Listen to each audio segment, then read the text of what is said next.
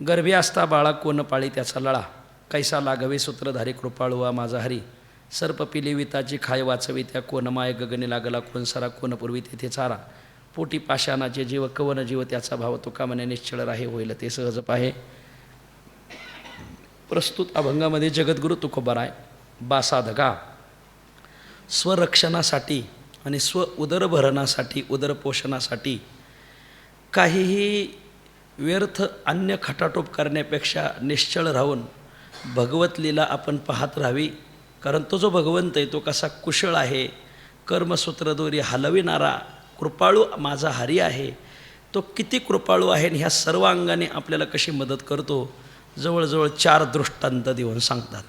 पहिला दृष्टांत दिलेला आहे, गर्भी असता बाळा कोण पाळी त्याचा लळा. जन्माला आलेल्या बाळाचा लळा आई पाळते, बाप पाळतो, भाऊ पाळतो, मित्र पाळतात, पत्नी पाळते, गाव पाळतं, सगळा समाज पाळतो.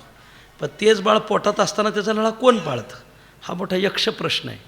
गर्भी असता बाळा गर्भी असता, बाळ पोटात असताना 9 महिने 9 दिवस त्याचा लळा कोण पाळी, त्याचे लाड कोड कोण पाळतं, प्रश्नात्मक उत्तर दिलेलं आहे. कैसा लाघवी सूत्रधारी कृपाळुवा माझा हरी, माझा लाघवी सूत्रधारी कृपाळुवा हरी हे सर्व त्याचं पाळतो. लाघवी म्हणजे कौशल्यपूर्ण असलेला, कुशल असलेला, सूत्रधारी कर्माची दोरी धरलेला किंवा कर्माची दोरी हलविणारा असा कृपाळुवा माझा हरी. माझा पांडुरंग परमात्मा अतिशय कृपाळू आहे, तुका म्हणे हातव कृपेचा सागर. तोच पोटात असलेल्या बाळाचे सगळे लाडकोड परिपूर्ण करतो. दुसरा दृष्टांत दिलेला आहे, सर्प पिली विताची खाय वाचवी त्या कोण माय. ह्या सर्पाचं एक वैशिष्ट्य आहे, सर्पीन अंडे देते आणि अंडे घोळत घोळत घोळत घोळत पुढं जाते आणि शेवटचं अंड घोळून झालं का तोंड फिरवते आणि ती जन्माला आलेली पिलं खात खात खात खात मागं निघते.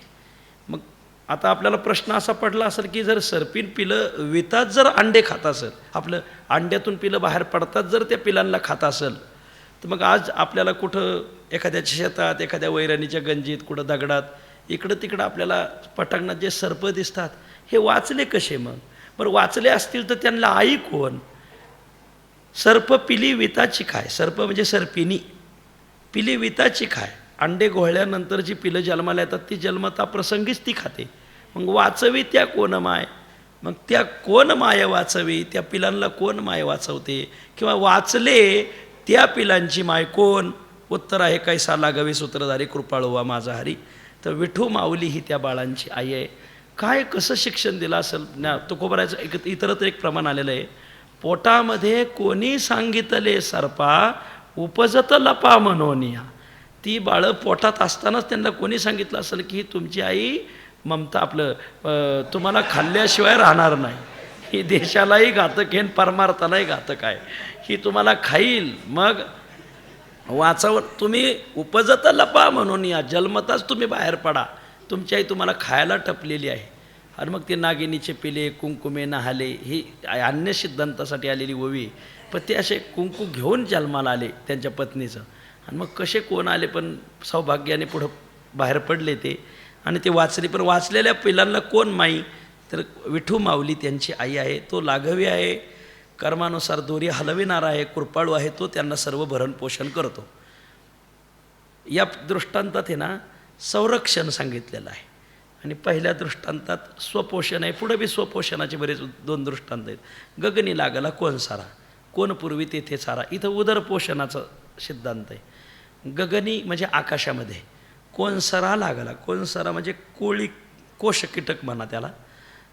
तो गगनी लागला, तो काय करतो, 2 भिंतीच्या कोनड्यात जाळं वळतो. तो याही भिंतीवर जात नाही, याही भिंतीवर जात नाही, आकाशात जाळं वळतो. किंवा 2 झाडाच्या फांद्यांच्या मध्ये जाळं वळतो, आणि मग विणलेल्या जाळ्यात तो याही फांदीवर जात नाही, या फांदीवर जात नाही, मध्ये थांबतो. आकाशातच त्याचं घर राहतं. मग तिथं चारा कोण पोचवतं? काहीतरी चारा घोटाळा झाल्याशिवाय तिथं चारा जाणार नाही. तर तो केला कोणी? कैसा लाघवी सूत्रधारी कृपाळुवा माझा हरी. भगवंत त्याला तिथं नेऊन चारा पुरवतो. वा, तिथं चिलट पाठवतो, डास पाठवतो, मच्छर पाठवतो, काहीतरी देव पाठवतो आणि त्याचं पोट भरवतोच. वा, गगनी लागला कोण सरा, कोण पूर्वी तेथे चारा. या दृष्टांतामध्ये उदरपोषणाची काळजी करायची नाही, कारण कैसा लाघवी सूत्रधारी कृपाळुवा माझा हरी. याच्या पुढं एक दृष्टांत म्हणजे अकल्पनाख्य आहे, कोणाची कल्पना चालणार नाही. जुन्या काळात ज्यांची वाड्याची बांधकामं झालीत किंवा ज्यांनी विहिरी खोदल्यात, शेतकरी वर्गाला हा, खेड्यातल्या माणसाला हा दृष्टांत पुढचा कळल. पोटी पाषाणाचे जीव कवन जीव त्याचा भाव, याचा एक पाठभेदसुद्धा आहे, आपण याच पाठाने चिंतन करू. पोटी पाषाणाचे जीव, पाषाणाचे पोटी जीव. खाली खोदत खोदत विहीर गेल्यानंतर 6 परसावर 7 परसावर खाली बेडूक निघतात किंवा मोठी पाषाणाची शिळा लागते. मग ते सर्व कारागीर असतात, बेलदार असतील, कोणी वडारी असतील, ते फोडतात. ते कामगार, विहीर कामगार फोडल्यानंतर आत बेडूक निघतो त्यात पाषाणात, आणि पाणीसुद्धा निघतं वंजळभर. पाषाणा इतरत्र प्रमाणे पाषाणाचे पोटी बैसला दूर तयामुखी चारा कोण घाली कैसा लागावी सूत्रधारी. मग पोटी पाषाणाचे जीव, त्यात तो राहतो. कवन जीव, आता एकश्चित जीव येतो. कवन त्याचा भाव, त्याचा काय भाव श्रद्धा काय, पण कसं देव त्याचं अस्तित्व सिद्ध करतो कोण जाणे, देव त्याला तिथं पुरवतो. असे 4 दृष्टांतातून आपल्याला उदरपोषणासाठी आणि स्वरक्षणासाठी, सर्पाच्या दृष्टांतातून स्वरक्षण, आणि कोणसरा बेडुकाचा दृष्टांत, आणि गर्भातल्या बाळाच्या दृष्टांतातून उदरपोषण, याची काही काळजी करायची नाही. तुका म्हणे निश्चळ राहे बा साधका, तू शांत राहा, निश्चळ राहा, होईल ते सहज पाहे, जे होईल ते सहज पाहत राहा. महाराजांच्या मुखातून 2 दृष्टांत महाराजांनी आम्ही पाठाला असताना, योगक्षेमम वहाम्यहम, याच्यावर महाराज 2-3 दृष्टांत सांगायचे. त्यातलं एक दृष्टांत मला सहज आठवतोय की 2 असे फकीर संन्यासी होते, साधू. एक असा होता दिलं तर घ्यायचा, आणि एक असा होता दिलं तरी घेत नव्हता. दोघांची मैत्री झाली कशी देवालाच माहिती. आणि ते चालले एका गावात, त्यांना जायचं होतं, पण असं पलीकडे गाव, त्याच्या अलीकडे नदी, आणि नदीच्या अलीकडे जंगल होतं. जंगलात हिंस्र श्वापदं होती. आपण जर अंधाराच्या नंतर या जंगलात राहिलो तर आपला नाश्ताच होईल. आणि गावात जायचं, पण गावात नदी होती, नदी सुसरी होत्या, मगरी होत्या. पलीकडं जावं कसं, एक नौका होती, ती पहिलं तीराला चालली होती. मग त्या बाबांनी सांगितलेलं दृष्टांत आहे. मग त्याला हाका मारली की बाबा आम्हाला परीत नेण्यासाठी आहे. तो न दोघांचा आता दिवस मावळला आहे, माझा धंद्याचा टाईम संपला आहे, दोघांचे 1-1 रुपया भाडं होईल. आता जो दिलं तर घ्यायचा त्याच्याकडं होता, पण जो दिलं तरी घेत नव्हता त्याच्याकडे काहीच नव्हतं. मग जो दिलं तरी घेत नव्हता तो म्हणला, आता तू जा, मग तुझ्याकडं असेल, पण माझ्याकडे काही नाही, मी जाणार नाही. तो म्हणला, अरे योगायोगाने 1 रुपया माझ्याकडे जास्त आहे, बरोबर 2 रुपयात आपण 2 जण भाडं देऊन जाऊ. ते 2 जण त्या नौकेत बसले. नौका मध्यवर्ती गेली तर परत एक प्रवासी आला, आणि प्रवासी आल्यानंतर तो नाविकाला हाका मारला, मला न्यायला आहे. पण त्या नाविकाने काय नाव आणली नाही, तो तसाच गेला. नाव पहिलं तीराला जाते न जाते तर 2 हिंस्र पशु वाघ आले, आणि त्यांनी त्या प्रवाशावर झडप मारली. एका वाघाने तो प्रवासी धराने, एक वाघ त्या नावेकडं पाहत होता. आणि मग जो दिलं तर घ्यायचा तो दिलं तरी घेत नव्हता. त्याला म्हटला, पाहिलं का, म्हणून दिलेलं घेत जा, वाटलंस तू पाकिट मागं फेकू नको, वड्यातून गाडी मागं आणू नको, दिलेलं घ्यायला काय हरकत आहे का, काही दिलेलं घेत जा. म्हणले का, बघ आज जर 1 रुपया माझ्या खिशात जास्त नसता तर दुसऱ्या वाघाने तुला खाल्लं असतं. बघा, एका वाघाने तो प्रवासी धरलाय, दुसरा वाघ तुझ्याकडंच पाहत आहे. तो दिलं तरी घेत नव्हता. तो म्हणला, इथून पुढं तर कोणी दिलं तरी घेणार नाही. म्हणले का, काय पांडुरंग माझा दयाळू, 1 रुपया वाढाव का व्हायना, पण तुझ्या खिशात माझ्यासाठीच ठेवला होता पांडुरंगाने. माझी आता पांडुरंगावर भावना दृढ झाली. महाराजांकडून अजून 2 दृष्टांत महाराज त्या योगक्षेमम वहाम्यम या पदावर सांगतात, पण आता ते प्रवचन होऊन जाईल, मग ते अष्टादशा नाही व्हायचा. असो, तुका म्हणे निश्चळ राहे बा साधका, तू शांत राहा, आणि जे होईल ते कर्मगतीनुसार सूत्र हलवणारा तू आहे, होईल ते सहज पाहे. असं महाराजांनीच एक दृष्टांत सांगितलं होतं. एकदा एक नाव समुद्रात चालली होती, आणि अनेक प्रवासी बसले होते. त्याच्यात एक फकीर साधू होता, लहरी साधू होता. आणि मग अचानक सोसाट्याचा वारा सुटला, आणि पाणी नावेत येऊ लागलं. मग आतल्या लोकांना काळजी पडली, अरे नावेत जर पाणी आलं तर नाव बुडेल. मग लोकांनी बादल्या घमेली घेऊन आतलं पाणी बाहेर काढायचं, कोणी कपडे काढून भिजवायचे, बाहेर ओतायचं. ते साधू बसलं होता कडाला नावेचे. ते काय करायचं, त्याच्या कमंडलू होतं, ते समुद्रात बुडवायचं, आत ओतायचं, समुद्रात बुडवायचं. आता त्या सुशिक्षित लोक बसली होती, आणि साधू चिमटीत सापडावा एवढ्याच आशेने ती बसलेली असतात. महाराज गावगाव लोक आहेत ना, साधूला फक्त कात्रीत धरायलाच बसलेले असतात. एक जण म्हणले, ह्या साधूला काही मॅनर्स आहेत का नाही, त्याला काय कळत आहे का नाही. म्हणल्या, अरे आतलं पाणी बाहेर टाकायचं, ते येडं बाहेरचं आत टाकतंय. ते आणाय असे ते वादळ शमलं 15-20 मिनिटाने, आणि नाव स्थिर झाली, वादळ स्थिर झालं. आणि मग साधू काय करायचे, आता आतलं पाणी बाहेर टाकायचे. मग ते 2-4 प्रवाशांना ते खटकलं. म्हणले, काय चाललंय काय, हा तुमचं नेमकं, तुमचं गमक काय हे तर कळू द्या. साधू म्हणले गमक कळायला धमक लागते म्हणले धमक काय लागत? अरे जेव्हा पाणी बाहेर टाकायचं तेव्हा तो आत टाकीत होता, आणि जेव्हा आता आतलं पाणी बाहेर टाकायची गरज नाही तो आतलं पाणी बाहेर का टाकतो म्हणले. साधू म्हणले ईश्वराची इच्छा होती पाणी आत यावं, तेव्हा मी त्याच्या इच्छेत इच्छा मिळवली. आता ईश्वराची इच्छा आहे आतलं पाणी बाहेर जावं म्हणून मी आतलं बाहेर काढतोय म्हणले. तो का म्हणे ठेवी तैसे आम्ही राहू त्याच्या इच्छे निश्चळ राहून होईल ते सहज पाहत राहायचं. देव बरोबर करतो असं. न म्हणे कोणा सिद्ध साधक गवार अवघा विश्वंभर वाचून या, ऐशे माझे बुद्धी काया वाचा मन लावी तुझे ध्यान पांडुरंगा गाता प्रेमगुण शंका माझ्या मनी नाचता रंगनी नाठवावी देई चरण सेवा भूतांचे भजन वर्ण अभिमान सांडवणी आशापाश माझी तोडी माया चिंता तुझविन व्यथा नको काही तुका म्हणे सर्व भाव तुझे पायी राहो ऐशे देई प्रेमदेवा. या अभंगामध्ये व्यापक बोधाने भूतमात्रांची मला नमन भक्ती घडो आणि एक विश्वंभराचं सोडून दुसऱ्याचं कशाचंही चिंतन माझ्याकडून न घडो. एखाद्या माणसाविषयी कश्चित एक ब्रशब्दसुद्धा माझ्या मुखातून न निघो अशी सद्भावना तुकोबाराय प्रगट करतात. देवा अवघा विश्वंभर वाचून या.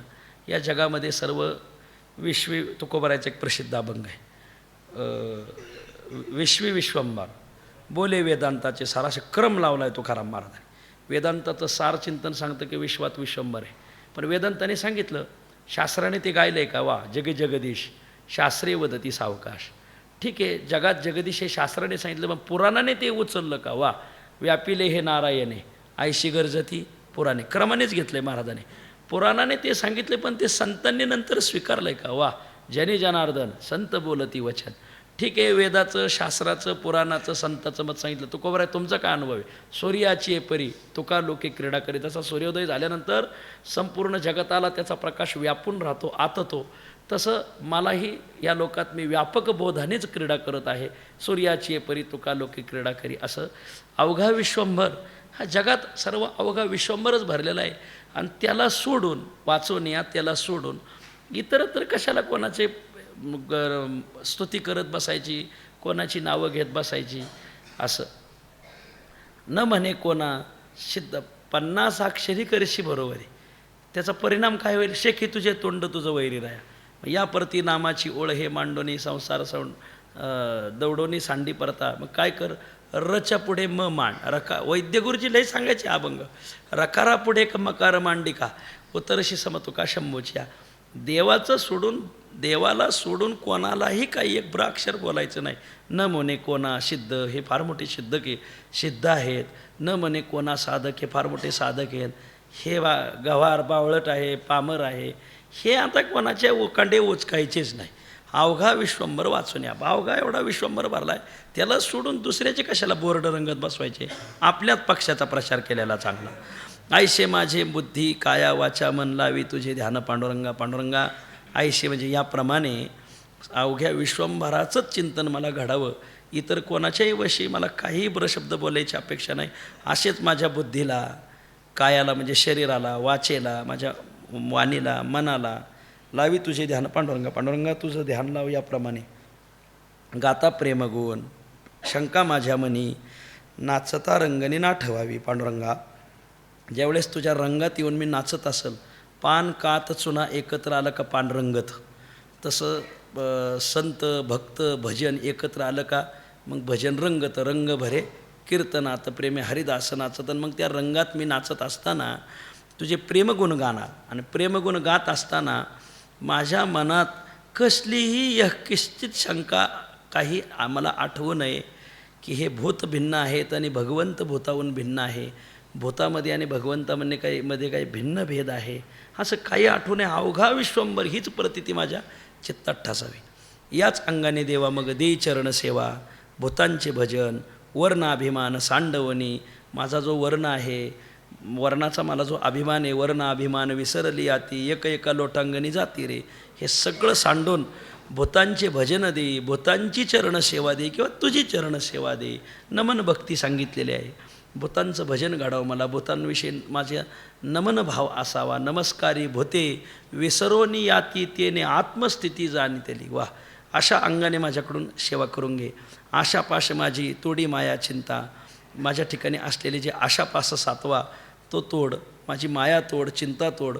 तुझं वेन व्यथा नको काय, व्यथा म्हणजे काळजी. मला काळजी लागावी ती तुझी लागावी. तुका म्हणे चिंता वाटे कोण भेटे सांगेचा. देव कृपा करील मज काय राज राखील, अशीच मला तुझी चिंता लागावी, या व्यतिरिक्त काही नको. तुका म्हणे सर्व भाव तुझे पायी, माझे मन बुद्धी काया वाचा हे सर्व भाव तुझ्या पायावर राहो. राहो ऐसे देई प्रेम देवा, असं प्रेम दे की माझ्या मनाने, बुद्धीने, कायेने, वाचेने तुझ्याच पायावर मला राहता येईल असं मला दे. पुढं तुकोबाराय सांगतात, अग्नी माझी गेले, अग्नी होन तेच ठेले, काय उरले तयापन मागील ते नामगुण, लोह लागे परिसा अंगी तोही भूषण झाला जगी, सरिता ओहळा ओगा गंगे मिळवणी झाल्या गंगा, चंदनाच्या वासे तरु चंदन झाले स्पर्शे, तुका जवळा संतापायी तुझेपणा ठाव नाही. या अभंगामध्ये जगद्गुरु तुकोबाराय संतांच्या पायाशी मी जडलो, लिगटलो, त्यामुळं नामरूपात्मक द्वैत भाव माझा कसा मावळून गेला जवळजवळ 4 दृष्टांताने सांगतात. पहिला दृष्टांत अग्नीचा, दुसरा दृष्टांत लोहपरिसाचा, तिसरा दृष्टांत सरिता ओहळा ओघांचा, चौथा दृष्टांत चंदनाचा. जसं अग्नीमध्ये एखादी वस्तू टाकली, अग्नी माझी गेले, जे गेले, जो पदार्थ असेल तो गेला, तर अग्नी होणं तेच ठेले, तो पदार्थ अग्निरूप होणं राहतो.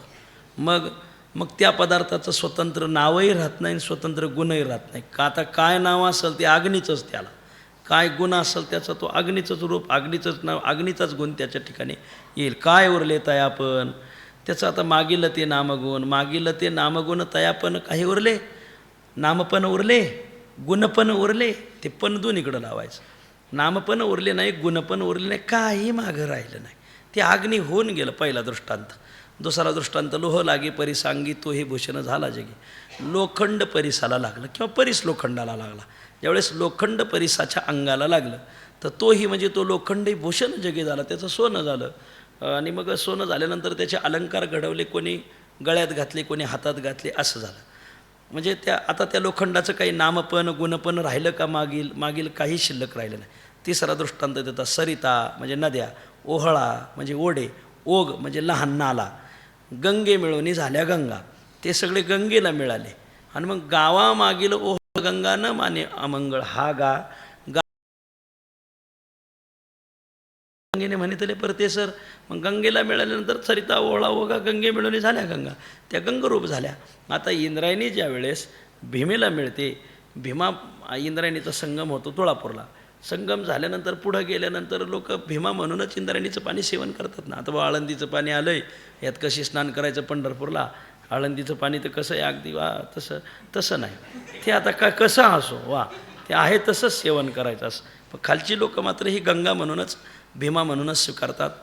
चौथा दृष्टांत देतात, चंदनाच्या वासे तरु चंदन झाले स्पर्श, याचा अन्वय करायचा. चंदनाच्या स्पर्शे तरु वासे चंदन झाले, चंदनाचा स्पर्श झाला, चंदनाच्या वासाचा स्पर्श झाला. तो 52 नावाचा चंदन आहे. मलया निळ शीतळू पालवी नाही, तुकाराम महाराज आजरेकरले म्हणायचे प्रमाणे फलटणला, मलया निळ शीतळू पालवी नये गाळो चंदना, सुमनाचा परिमळ गुंफिता नाही तैसा जाना सर्वेश्वरू, म्हणून नये साना थोरो, याच्या स्वरूपाचा निर्धारू कवन जाणे. तर त्या मलयागिरी पर्वतावरलं जे 52 नावाचं चंदन आहे, त्या चंदनाच्या परिसरात चंदन काय करतो, चंदन तो चंदनपणे सर्व गुणे संपन्न, तुका म्हणे नाही झाकत परिमळ, चंदनाचे स्थळ चंदनच. तुकाराम महाराज म्हणतात, चंदन सर्वांगी सुवास परितो उगला न राहे स्वभवती चरतरवर, चंदन करीतोची जाय तो सर्व आपल्या परिसरातल्या झाडांना, चंदनाचे स्थळ चंदनची. तुकाराम महाराज म्हणतात तो सगळा परिसर चंदनमय होतो. आणि मग चंदन झाल्यानंतर मग तिथं कसले तरू असले तरी ते तरूंचाही वास चंदनाचाच येतो. चंदनी ते बोरी व्यापी येली, असाच पाठ्या. चंदनाच्या सहवासात बोरीसुद्धा आता चंदनरूप होऊन गेली. मग असं हे 4 दृष्टांत झाले. आता सिद्धांत मात्र शेवटच्या चरणात आणि ध्रुपदात आहे. तुका जवळा संतापाय, बऱ्याच ठिकाणी तुका जडला संतापाय असा पाठ, पण जवळा पाठ हा पारंपरिक पाठ आहे. तुकोबाराय म्हणतात, मी संतांच्या पायाजवळ गेलो. उत्तमानाम स्वरूपम ही पाद शब्देन भन्यते नाम कथ्यते. मोठ्या माणसाचं स्वरूप पायाने सांगायचं असते. तुमचे पाय आमच्या घराला लावा. का म्हणजे पायच घराला, हात घरी ठेवा, पाय घेऊन चला असं सांगायचं आहे का? नाही, पाय म्हणजे स्वरूप. तुमचे पाय घराला लावा म्हणजे तुमचं अख्खं स्वरूपच घरात येऊ द्या, असा त्याचा अर्थ आहे. उत्तमानाम स्वरूपम ही पाद शब्देन भन्यते नाम कथ्यते. तसं तुकाराम महाराज म्हणतात, तुमच्या स्वरूपाला मी लिगटलो, तुमच्या स्वरूपाच्या जवळ आलो आणि मग दुजेपणा ठाव नाही, ठाव ठिकाणा राहिला नाही, जागाच राहिली नाही द्वैताला. मग मागं जे माझं जे मागचं नाम पण होतं तुकाराम महाराज, माझ्या ठिकाणी जे गुण पण होता सत्वगुण, रजगुण, तमगुण, हे सगळं मावळलं या 4 दृष्टांताप्रमाणे. पुढे सांगतात, आयशा भाग्ये जालो तरी धन्य जन्म आलो, रुळे तळील पायरी संत पाय देतीवरी, प्रेमामृतपान होईल चरण रजे स्नान, तुका म्हणे सुखी तया हरतील दुखे. या अभंगामध्ये जगद्गुरु तुकोबाराय संत पाय देतील असल्या ठिकाणची सगळ्या तळावरील पायरी होण्यात मला आनंद वाटतोय, मला शोभा वाटते. आणि असं राहण्याचं भाग्य जर मला प्राप्त झालं, या भाग्याने जर मी जन्मभर जगलो तरच खरं जन्माला आल्याचं माझं धन्यता आहे, अन्यथा नाही. असा विषय तुकोबाराय अभंगात सांगतात. आयशा भाग्ये जालो, आयशा म्हणजे द्रुपदात सांगितलेल्या भाग्याने, भाग्ये जालो म्हणजे जगलो, या भाग्याने मी जर जन्मभर जगलो तरच धन्य जन्म आलो. तरी म्हणजे तरच जन्माला आलो ते धन्य झालं, सार्थक ठरलं. कोणतं भाग्य ते? जन्माला आल्याची धन्यता कशा? तर तुकाराम महाराज सांगतात, रुळे तळील पायरी संत पाय देतीवरी, संत वरी पाय देती ती पाया तळील पायरी रुळे. वा, संत जिथं पाय देतात ना त्याच्या पायऱ्या राहतील, त्यातली वरची पायरी नको, अगदी शेवटची जिथं वाहना सोडतील, अगदी वरच्या पायरी लोक तिथं कीर्तिमुख राहते दर्शन करून निघून जातील. खालच्या जिथं चपला सोडतील, वाहना सोडतील, तिथली पायरी मला कर. वा, रुळे तळील पायरी, संतांचे पाय लागले ना, हे माझ्या जीवनातलं फार महत्त्वाचं. भारताचे पंतप्रधान होऊन गेले शीख समाजाचे ज्ञानी जेल सिंग का काय बघा, शीख समाजाचे एकदा ते सोलापूर दौऱ्याला कुठंतरी आले, येता पंढरपूरला आले. आता शीख समाजाचे असल्यामुळं मग पांडुरंगाचं दर्शन घेतलं आणि पश्चिम द्वाराने बाहेर पडले. त्यांनी विचारले, हा बाबा नामदेवजी की पायरी काय? कारण शिखांची नामदेव महाराजावर फार मोठी भक्ती. म्हणले कशाला? मला दर्शन घ्यायचं आहे म्हटले. पण त्यांनी आजच्या दिनक्रमात नाही, ते म्हणले तुम्ही खालीपती आहेत, मी राष्ट्रपती आहे. म्हणले कुठं जायचं आहे कुठं नाही, माझ्या हातात आहे, मला नामदेव महाराज दर्शनाला जायचं आहे. म्हणजे चल, आता ते अचानक नामदेव महाराज पायरी पुढं आल्यामुळे गोंधळ उडाला. मग तिथं काय साफ स्वच्छता अमुक तमुक, आणि त्यातली महाराष्ट्राची व्यवस्था तुम्हाला काही नवीन सांगायला नको. सगळं आंधळ्याची वरात आणि बहिऱ्याच्या घरात आणि येड्याचं भांडण मुक्याच्या दारात, काय असं काय ह्याला मिळच नाही महाराज. आणि मग तिथं काय तिकडं व्यवस्था लावली, तिकडे सगळी दुरावस्थाच होती. मग ते गेले तिथं ज्ञानी जेल सिंग. आता तिथं नामदेव पायरीत दर्शन घेतलं, पण ते शीख समाजाचे लय भावना त्यांची. त्यांनी आपल्या खिशातला रुमाल काढला आणि तिथं वारकऱ्याच्या ज्या वाहना होते ते अशा पुसायचे. ते त्यांच्या शीख समाजाचं नेहमी, ते जर त्यांच्या गुरुद्वारामध्ये गेले, किती श्रीमंत असला, बाहेर पडताना वाना पुसणार ते महाराज. वा, ते असे वाना पुसायचे, ते कपडाला रजक्कन लावायचे, याला माहिती रुळे तळीलं पायरी. काय भावना असं. मी तर म्हणतोय, आपल्या वारकऱ्याच्या कोणी वाना पुसल्या नाही तरी चलन, उचलून जरी नाही नेल्या तरी लई जाणार, लईच अवघड आहे. एवढं लिहून सांगून शिकून चोराचं धने महाराज. केवढं लिहिलंय तरी लोकांच्या डोक्यातच बसत नाही मला. रुळे चला न म्हणे कोणा सिद्ध चालत, अभंगाला कोणाविषयी काही बोलायचं नाही. रुळे तळील पायरी, संत जिथं पाय देतील ती तळील पायरी मला कर. वा, तो नामा म्हणे आम्ही पायरीचे चिरे, संत पाय हिरे देतीवरी, या अंगाने मला पायरीचा चिरा कर. तुकोबारायचा आणखीन एक अभंग आहे, होईल खडे गोटे चरण रज साने मोठे, पंढरीच्या वाटे संत चरणी लागेल. त्यातलं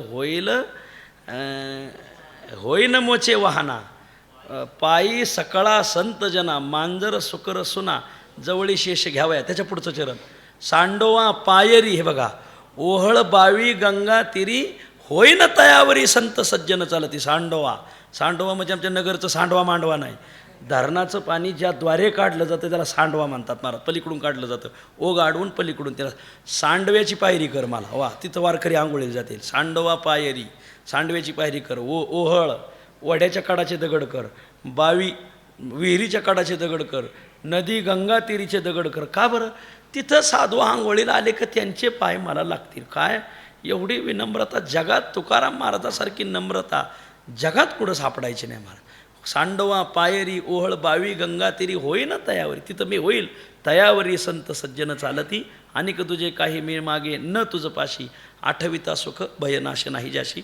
रुळे तळील पायरी, हे कीर्त बसलेले अभंग आहेत. रुळे तळील पायरी संत पाय देतीवरी, प्रेमामृत पान, हरीच्या प्रेमाचं प्राण, अमृताचं पान मला घडल. सेवन, पान म्हणजे सेवन घडल, किंवा संतांच्या बरोबर असलेलं कथा, त्यांच्या प्रेमाचं, संताकडं लय प्रेम मारा. काय जे प्रेम आपल्याला संसारात, संताच्या गावी प्रेमाचा सुकाळ. हा भंग तात्यांनी घेतला होता मैपती महाराजाला. आम्ही तात्यांना पहिलीच तारीख दिली, त्यांनी हा भंग घेतला. संताच्या गावी प्रेमाचा सुकाळ, नाही तळमळ दुःख लेश तेथे मी होणी राहिली याचक, घालीतील भिकती. संताच्या दारात प्रेम कसं, पण ते त्यांनी लय उदाहरणं सांगितली होती संत कसं प्रेम देतात. असं एक विद्यार्थी आजारी पडला, पुण्याला दाखल केला मामांनी, आणि त्याचं ऑपरेशन झालं. मग आता त्याचं बिल भरायचं. त्या दिवशी मामा त्याला भेटले, निघून गेले. आता तो गेला डॉक्टर पुढं, हे बिल कोण भरणार? डॉक्टर म्हणले या आता. आमले बिल म्हणले सकाळीच सोनू मामा आले आणि तुमचं बिल भरून गेले. म्हणले महाराज, मामांच्या चरित्रात आलेली कथा आहे. याला माझं प्रेम, एवढं प्रेम साधकावर. वा, प्रेमामृत पान, तिथं प्रेमामृताचं पान घडेल. होईल चरणरजे स्नान, त्यांच्या चरणरजाने स्नान घडल. येती तीर्थावळी पर्व काळ सकळ. काय आठवतं आहे का? गंगा आली आंबावरी, संत पावले साजेरी, तेथे करीन आंघोळी, उडे चरणरज धुळी, येते तीर्थावळी पर्व काळ सकळ. याला माझं होईन चरणरजे स्नान. वा. आणि मग तुका म्हणे सुखे तया हरतील दुःखे, तुका म्हणे तया सुखे. त्या तळील पाहेरी होण्याने, त्यांच्या पायवर देण्याने, त्यांच्या प्रेमामृत पानाने, चरणरज सानाने जे सुख प्राप्त होईल, त्या सुखाने माझ्या जीवनातली सर्व दुःख हरतील, नष्ट होऊन जातील. रुळे तळील पाहेरी संत पाय देतीवरी. पुढे तुकोबाराय सांगतात, करिता या सुखा अंत पार नाही लेखा, माथा पडती संत पाय. सुख कैवल्य ते काय, ऐसा लाभ नाही, दुजा विचारिता काही. तुका म्हणे गोड तेथे पुरे माझे कोड. या अभंगामध्ये जगद्गुरु तुकोबाराय, वरच्या अभंगाचं आणि ह्या अभंगाचं जवळजवळ सारखंच आहे. संतांचे पाय माझ्या माथ्यावर जर पडतील तर तिथं जे सुख प्राप्त होईल, त्या सुखाला अंत नाही, पार नाही, नाही कैवल्याही पलीकडचं सुख मला कसं प्राप्त होईल, असं या अभंगात तुकोबाराय सांगतात. हा अभंग मी वैद्यबाबाच्या मुखातून फार वेळा ऐकलेला आहे. कोणी वैद्यबाबाची कीर्तनं ऐकली असतात, ह्या अभंगावर बाबाची अनेक कीर्तनं झालेली आहेत, मी बऱ्याच वेळा ऐकलेली. करिता या सुखा अंत पार नाही लोक. या सुखा म्हणजे द्वितीय चरणात जे सांगितलं ते, द्वितीय चरणात जे सांगितलेलं सुख आहे, त्या सुखाचा जर लेखा ठेवला तर त्या सुखाला अंत नाही, पार नाही. महाराज एक ओवी नेहमी सांगत असतात, ज्या सुखा देशे काले वेदानुवादा, ज्या सुखाची न करवे मर्यादा, त्या सुखाची सुखसंपदा मदभक्त सदा भोगिती. त्याला अंत नाही म्हणजे नाश नाही, पार नाही म्हणजे पारावार नाही. त्याच्या पलीकडं श्रेष्ठ आता काय राहिलं नाही, शेवटचं सुख महाराज. त्याला महाराजांच्या भाषेत चरमावस्था, शेवटची अवस्था आहे आता ती. काय पण ते सुख कोणतं आहे तर माथा पडती संत पाय. आपल्या माथ्यावर संतांचे पाय पडावे.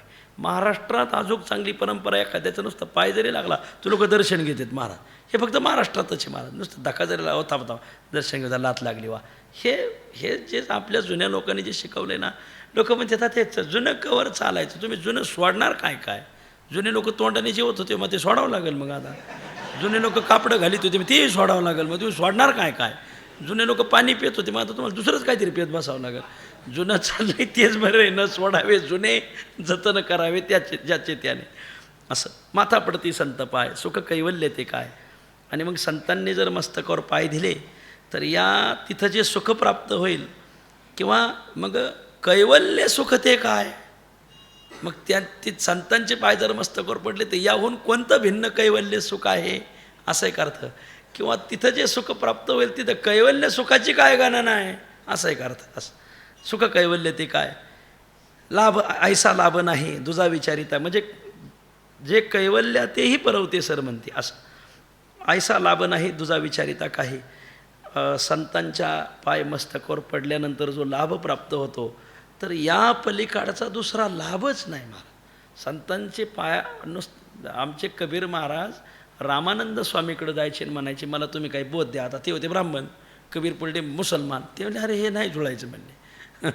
हे आपलं भिन्न आहे, तुम्ही काजीच्या नादी लागा, इकडं नाही. पण त्यांची भावना बसली होती रामानंद स्वामीवर, मला तुम्ही गुरुमंत्र द्या. ते काय द्यायना. मैपती महाराजांनी कथा लिहिली. मग रामानंद स्वामीच्या सगळ्या दिनचर्या त्याने टिपली. कधी उठतात, कुठं जातात, काय. ते जुने साधू होते, ते 12ला उठत नव्हते असो. आणि मग रामानंद स्वामी पाठ उठायचे. मग कबीर महाराज रामानंद स्वामीच्या मार्गाने जाणार गंगेच्या स्नानाला त्या काशीच्या गंगेच्या पायरीवर झोपले. आणि त्यांचा त्या कबीर महाराजावर पाय पडला. पडता क्षणी ते म्हणले, राम राम राम राम राम राम. बास ते म्हणले, हाच मंत्र आहे मला दिलेला. आणि कबीर महाराज जन्मभर राम राम म्हणत राहिले. पुढं झाला कबीराचा अंतकाळ. आता अर्ध पेरू नाही, सगळंच पेरतो. आणि मग ते गतप्राण झाले. गतप्राण झाल्यावर आता मुसलमान आले आणि हिंदू आले. मुसलमान म्हणायचे काही झालं तरी हे मुसलमान धर्मात जन्मलेले आहेत, यांचं दफनच होणार. हिंदू म्हणायचे काही झालं तरी चला जन्मले मुसलमानाच्या घरात, पण रामनामाचं चिंतन करून प्राण सोडल्यांचं दहन होणार. दहन का दफन याच्यात झाला वाद सुरू. त्यांचं प्रेत होतं झाकलेलं, पण त्यांचा एक शिष्य आला, म्हणजे असं करा. जन्मभर त्यांच्या पायाकडे पाहूनच आपल्या सगळ्या प्रश्न सुटलेले आहेत. आताही हा प्रश्न आपण त्यांच्या पायाजवळ जाऊन सोडू.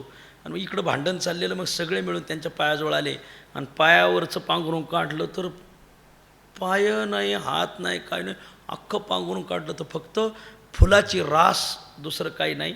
कबीराची पुष्पे करोनी अंती निजधामाप्रती बोळविले निळोबरा. वा, म्हणजे लगेच फटाके बी झाले त्याच्यावर. असं जनार्दनाची स्वरूपस्थिती, जनजसवंताची परमप्रीती निळोबरा. एका एवढा अभंग पाठ करा. निवृत्तीनाथाशी ठेविले उन्मने, निळोबरायचा अभंग आहे. कोणत्या संताची कशी समाधी देवाने घेतली करविली सगळी माहिती दिली. निवृत्तीनाथाला उन्मनी समाधी दिली, सोपानदेव नामसंकीर्तनी, मुक्ताबाई निजमुक्तिस्थानी निजानंदी गौरविली, ज्ञानदेवादी दिली समाधी, नामदेवा स्थापिले निजपदी, वरिसा भागवताची वांग नदी सुस्नात केली कीर्तने. आता ते गोरा सावता कुर्मदा सगुण स्वरूप भेटते, ते मोठं प्रकरण आहे. त्या जनजसवंताची एका जनार्दनाची स्वरूपस्थिती, एका जनार्दननाथ महाराजांना स्वरूपस्थितीचा साक्षात्कार करून दिला. जनजसवंताची परमप्रीती, देवाला तर जनजसवंत फार आवडायचे. आणि कबीराची पुष्पे करोनी अंती निजधामा प्रति बोळविले. कुबेर महाराजाला मात्र त्यांच्या शरीराची फुलं केली आणि निजधामाला घेऊन तो कयाशी विमाने वाहिले, संतोबाशी वैराग्य नाणिले, निजस्थान पालखी निजविले, निजभुवनी आपल्या निळा म्हणे आईशी बाळे. निळोबराच गोडाभंग आहे. तुकाराम महाराज म्हणतात, या पलीकडे कोणता लाभच नाही, ऐसा लाभ नाही तुझा विचारिता काही. तुका म्हणे गोड तेथे पुरे माझे कोड, तुका म्हणे माझे गोड कोड तेथे पुरे. वा, माझे जेवढे गोड कामना आहेत त्या सगळ्या संतांच्या जवळ पुरतात. माथा पडती संत पाय सुख कैवल्य. ते काय पुढं तुकोबराय सांगतात, वेद जया गाती आम्हा तयाची संगती, नामधरी येले कंठी, अवघा साठविला पोटी, ओंकाराचे बीज, हाती आमुचे ते निज. तुका म्हणे बहुमोठे आनोरेनुया धाकुटे. या अभंगामध्ये जगद्गुरु तुकोबराय आम्ही ज्याची संगती धरलेली तो परमात्मा कसा वेद पुरुष आहे. वा, वेद प्रतिपाद्य आहे, वेद प्रतिपाद्या ते या अभंगात सांगतात. वेद जया गाती आम्हा तयाची संगती, वेद ज्याला गातात चारी वाण्याने, आणि असा जो परमात्मा वेद पुरुष परमात्मा आम्हा तयाची संगती, तयाची संगती आम्हा, त्याची संगती आम्हाला आहे. वा, वेद चारी वेद ज्याची कीर्ती वाखाणी ती बांधवी तो हाती गवळणीच्या. वा, उलट तिथं सापडायचं नाही, पण इथं सापडलं. निगमाचे वन नका शोध करुशन, या रे गवळी याचे घरी, बांधले ते दावेवरी. वा, पिढीले ती भ्रमे वाटा न कळता वरमे, तुका म्हणे भार माथा टाका अहंकार. वा, ते आता इथं सापडलं तुम्हाला. आम्हा तयाची संगती, ती आमच्या संगतीत आहे, आम्ही त्याच्या संगतीत आहोत. वा, नामधरियले कंठी अवघा साठविला पोटी, त्याचं नाव आम्ही कंठात धरलेलं आहे. आणि अवघा पोटी साठविला तो परमात्मा, अवघा आमच्या पोटात अंतकरणात साठविला हरी. जी हे हृदय मंदिरी साठविला राहे हृदय संपुष्टी, बाहेर धाकोटी मूर्ती उभा, संपुष्ट हे हृदय पेटी करुणी पोटी, साठव एवढा प्रभू व्हावे तेने संपुष्टी राहावे. त्याला आम्ही आमच्या पोटात साठवला. तो कसा आहे, ओंकाराचे बीज, हाती आमुचे ते निज. ओंकाराचे निज बीज ते आमुचे हाती. जे ओंकार जो ओंकार जे प्रणव सांगितलेलं आहे, प्रणवाचंही जे बीजभूत परब्रह्म असलेलं ते निज परब्रह्म, निज बीज निज परब्रह्म असलेलं ते आमुचे हाती, तेच आमच्या हातात आलेलं आहे. आमुच्या हे आले भागा जिव्हार या जगाचे, हरी आला हाता, तोच हरी आमच्या हाताला आलेला आहे. मग कैची भयचिंता. ते कसं आहे, तुका म्हणे बहुमोठे आनुरेनो या धाकोटे. अनोहो रनियान महतो महियान, ही श्रुती तर पूर्ण ओतलेली. तुका म्हणे बहुमोठे, ती पाहू गेलं तर ते फार मोठं आहे. बहु कानदृष्टी ऐकली देखणं असं. आणि आनुरेणू या धाकोटीनं, आनुरेणूपेक्षाही ते धाकटं आहे. वा, असं पुढं तुकोबाराय सांगतात, तुम्ही तरी हो श्रीपती माझी बहु ही न याती, दोघे असो एके ठाई माझा माथा तुझे पायी, माझ्या दीनपणा पार नाही बहु तू उदार. तुका म्हणे पांडुरंगा मी ओहळतू गंगा. या अभंगामध्ये तुकोबाराय सांगतात, देवा तू लक्ष्मीकांत म्हणजे कुलवंत आहे, आमचं कुल हे नाही. तू उदार श्रीमंत आहे, आम्ही दरिद्री आहोत. देवा तू पवित्र आहे, आम्ही अपवित्र आहोत. असे 3 ठिकाणी 3 चरणामध्ये, पहिलं, तिसरं, चौथं, या 3 चरणामध्ये आपल्यात साधर्म्य नाही. पण जरी साधर्म्य नसेल, पण जसे पवारसाहेब आणि उद्धवसाहेब एकत्र आले तसे दोघे आपण एके ठाई येऊ, असं तुकोबाराय या अभंगात सांगतात. तुम्ही तरी हो श्रीपती, तुम्ही तरी हो श्रीपती. असं इथं थोडं थांबून, तुम्ही तरी हो श्रीपती, आणि पुढं माझी बहू ही न याती. तुम्ही तरी हो, तुम्ही तरी हो म्हणजे तुम्ही कोण आहात? श्रीपती. लक्ष्मीशी तुमचा विवाह झाला, ज्या अर्थी कुलवंत लक्ष्मी तुम्हाला दिली त्या अर्थी तुमचं आणि तिचं कुलसाधर्म्य म्हणजे तुम्ही कुलवंत आहात. आणि आमच्या कुळाचा पत्ते असला, माझी बहू हीन याती, माझी फारच हीन अशी, हीन म्हणजे नीच, याती म्हणजे जात, खालच्या हीन जातीचा मी आहे, माझे अतिशय सामान्य जातीचा मी आहे. म्हणजे झालं कुळाने तर काय आपला जोडा बसला नाही. बरं, तिसऱ्या चरणात सांगतात की माझ्या दीनपणा पार नाही, तू बहु उदार, माझ्याकडं दारिद्र्याला पारावरच नाही, तुझ्याकडं पाहिलं तर तू एवढं संपत्ती जितकी की तुला ती लोकांना द्यावं वाटू राहिली, कोंडून सुद्धा ठेवा तरी कुठं जागाच नाही घरात, म्हणून तू उदार झाला, वाटीत राहिला. म्हणजे झालं कुळानेही आपली बरोबरी लागली नाही आणि परिस्थितीने आपली बरोबरी लागली नाही. कुळाने तू माझ्यापेक्षा उच्च, लक्ष्मीशी तुझा विवाह झाला, कुलवंत घराण्याची बायको तुला भेटली, आम्ही हीन यातीतले. बरं, आम्ही भरपूर दीन गरीब, तू असा उदार श्रीमंत. बरं, पावित्र्य अपवित्र्य आपलं जुळत नाही, मी अपवित्र, मी ओहळ आहे. तू का म्हणे पांडुरंगा मी ओहळ, मी ओढा, तू गंगा, तू पवित्र गंगा, मी ओहळ. असं आपण कुलानेही आपलं साधर्म्य बसत नाही, परिस्थितीनेही साधर्म्य बसत नाही, आणि पावित्र्य अपवित्र्याने साधर्म्य बसत नाही. असं जरी असलं तरी दोघे असो एके ठाई वा, तरी आपण दोघे एकत्र नांदायला काही हरकत नाही. युती आघाडी काही करू, माझा माथा तुझे पाय, ह्या करण्यासाठी मात्र मी तुझ्या पायावर माथा ठेवत आहे. असं माझा माथा तुझे पाय. पुढं तुकोबाराय सांगतात, मी याचक तू दाता, काय सत्य पाहो आता, म्या तो पसरीला हात, करी आपुले उचित, आम्ही घ्यावे नाम, तुम्हा समाधान काम, तुका म्हणे देवराजा, वाद खंडित तुझा माझा. या अभंगामध्ये जगद्गुरु तुकोबाराय, देवा मी माझी सेवा पार पाडून माझी एक बाजू खरी करून दाखवली सेवेची, आता तू तुझी दान करून तुझी बाजू खरी करून दाखव.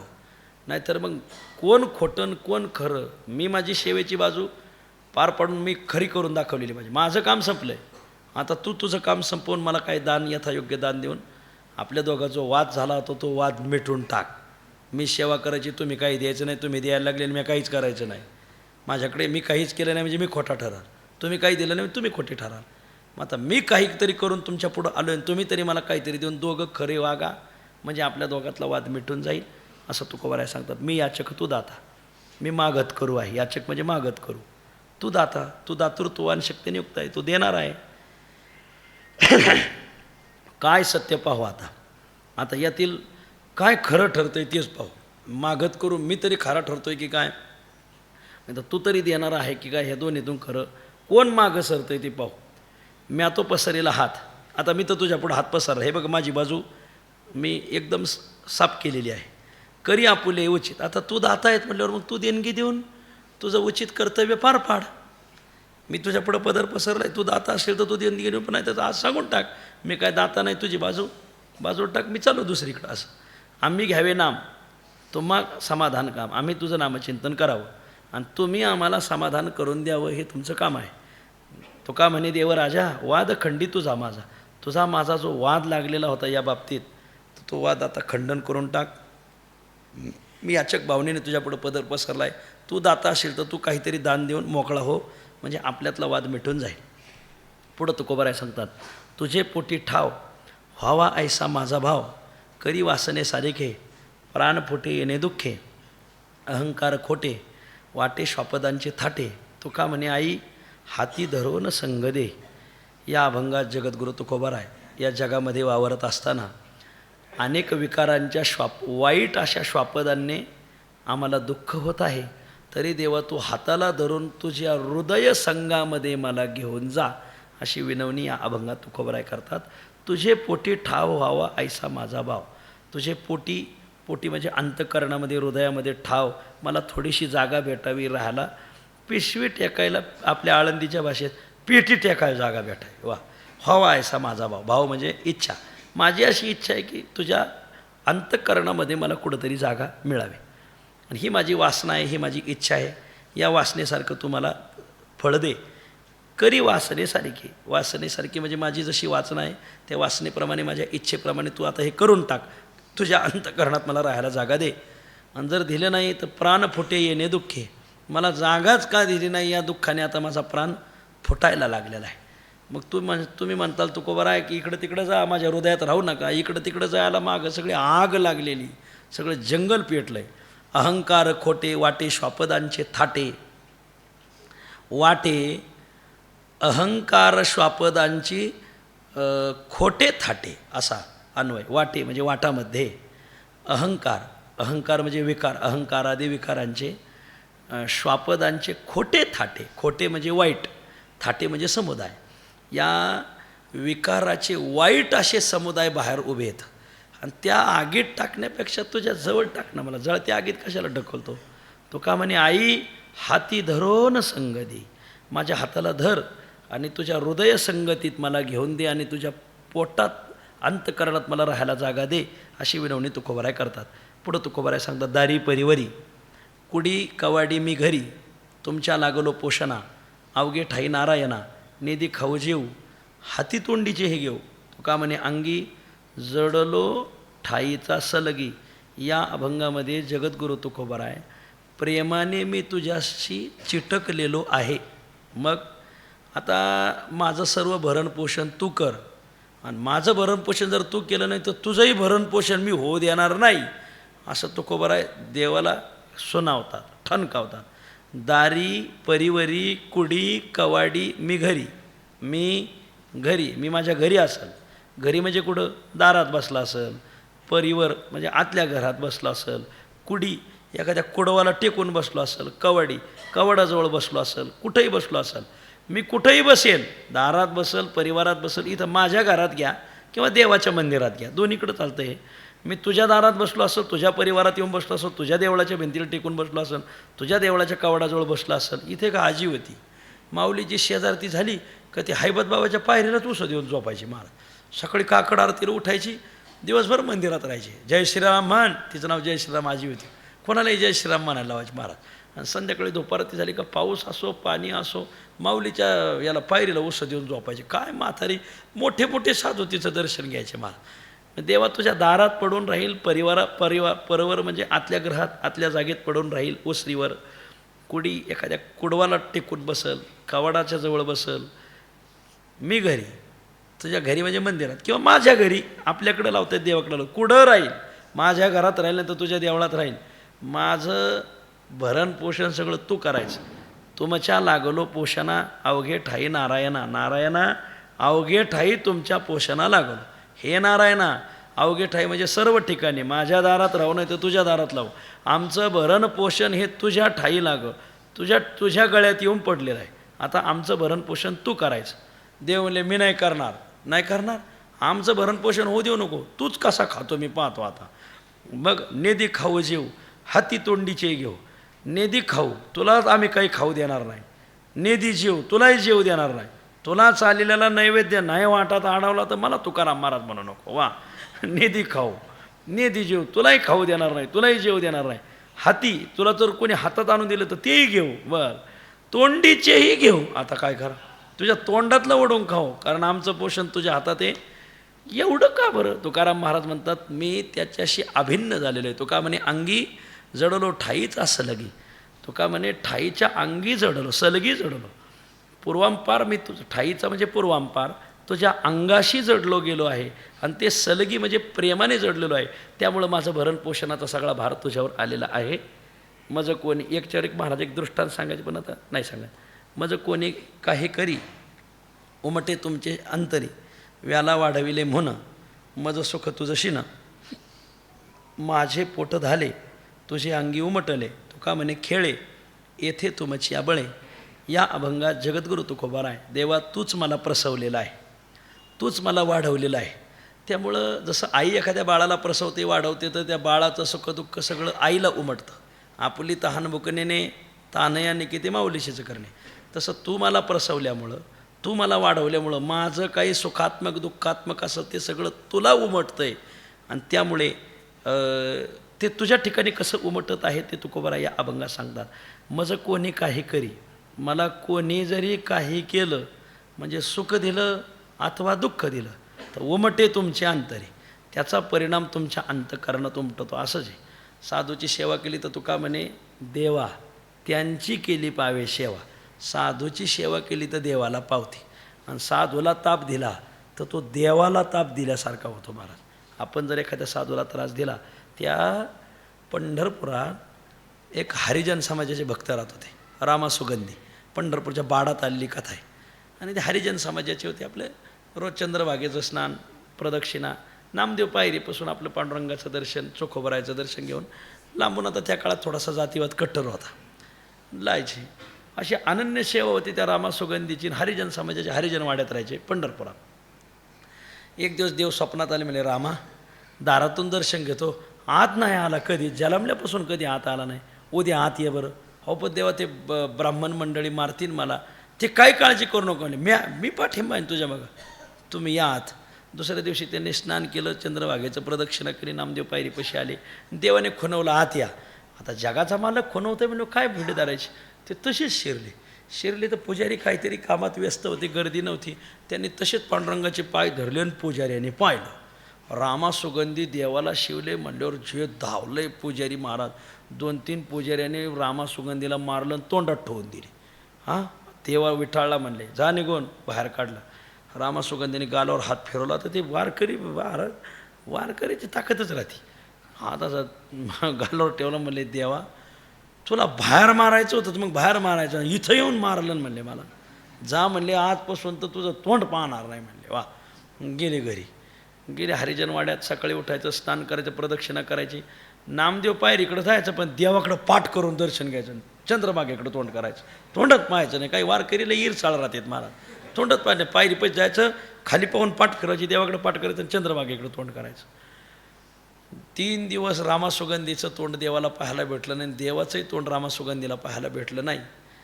देव असे खिन्न झाले, भक्ताचं दुःख देवाला उमटतं. रामासुगंधीला तोंडात मारली, त्या दिवशी पांडुरंगाच्या मूर्तीला थंडी ताप आला.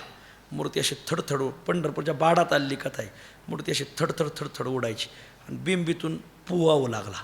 घाण पाणी पार गरुड पारापर्यंत त्याचा वास येऊ लागला. आणि मग देवाचं दर्शन बंद, म्हणजे देवास रोग झाला अशी कथा आलेली. पंढरपूरची जी जुनी बाडलेली त्यात आलेली कथा, देवास मूर्तीस रोग झाला. आणि मग पुवा होऊ लागला, दुर्गंध. मग त्यांनी बिंबीमध्ये शिसं भरलं, काही अनेक द्रव्य भरले, पण ते राहणार. मग वेदाचे उपचार, शांतीपाठ, अनेक काही केलं. 4 वेदाचं पारायण केलं, मूर्तीच थांबेना. काश्मीरी शाल असते पांडुरंगाला, आता हिवाळा सुरू झाला, काश्मीरी शाल घालतात. शाली घातल्या, लेपाटे टाकले, काय गाधाड्या सगळं टाकलं, मूर्ती थांबाना. थोडं मूर्ती उडायची. अंगाला हात लावला तर गरम हात लागायचा, थंडी लागायची, कधी गरम व्हायची, काय कळेना. मग पांडुरंग 3 दिवस देवाच्या मूर्तीला रोग होता. पांडुरंग स्वप्नात गेले बडवे मंडळी उठा, मला रोग झाला आणि त्याचं औषध रामासुगंधीकडे आहे. आणि त्याच्या दारात दिंडी घेऊन जायची आणि त्याला वाजत गाजत आणायचं म्हणले. आणि त्याच्याच हाताने औषध लावायचं तर रोग बरा होईल, नाही तर होणार नाही. पडलं काही मंडळी स्वप्न. दुसऱ्या दिवशी सगळ्या मंडळी एकत्र आली की म्हणले हे असं स्वप्न पडले. मग आता त्या काळात कर्मठता फार होती. त्याले काय देवाला काय काम नाही, कोणाच्या स्वप्नात काय, द्या सोडून म्हणले. चला त्या देवाचे करा उपचार. दर्शन बारीच बंद कर, देवाची मूर्ती थरथर उडायची. दुसऱ्या दिवशी देव परत स्वप्नात गेले, बडवे मंडळी उठा, रामासुगंधीकडून औषध घेऊन या, मला लावा, तर माझा रोग बरा होईल. म्हणजे दुसऱ्या दिवशी सगळ्या स्वप्न पडलं, सगळ्या बडवे मंडळी सांगितलं, पण ते काय पटलंच नाही. तिसऱ्या दिवशी मग देव स्वप्नात येऊन रागवले, बडवे मंडळी उठा, रामासुगंधीकडून औषध घेऊन या, नाही तर औषधाला बाडावाट होणार नाही म्हणले इथं. आणि मग मात्र सगळे गडबडले.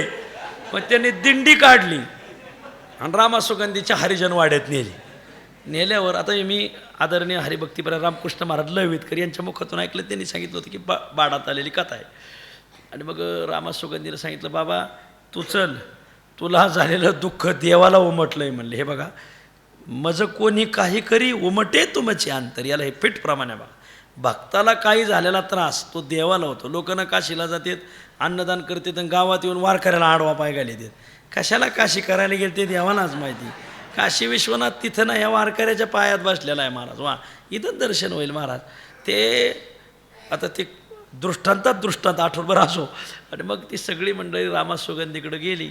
मग त्यांना तिथून घेतलं आणि मग ते म्हणले चला औषध घेऊन येतो. मग ते वाजत गाजत आणले. ज्यांना आत यायला परवानगी नव्हती त्यांना वाजत गाजत, देवाला बी असं होतं, देव नंतर वाजत गाजत आणतो. विष्णू सहस्रनामामध्ये 2 नाम आहेत. मैपती महाराजांनी घेतलं आहे ते भयकृत भयनाशन. भयकृत, भय तोच निर्माण करतो आणि निर्माण केलेलं भय तोच घालवतो. मग मैपती महाराजांनी शंका निर्माण केली, तुला भय घालवायचं तर मग निर्माण कशाला केलं? भय निर्माण करून भय घालवतो, पण याच्यातून भक्ताची कीर्ती वाढवतो. हे मैपती महाराजांनी एका ओवीत लिहिलेलं आहे. मग झालं तसंच झालं. रामासुगंधीची कीर्ती वाढवली आणि मग रामासुगंधी आले. त्यांनी देवाच्या सगळ्या अंगाला ते औषध लावलं, बेंबीला भरलं आणि कपाळाला चोळलं.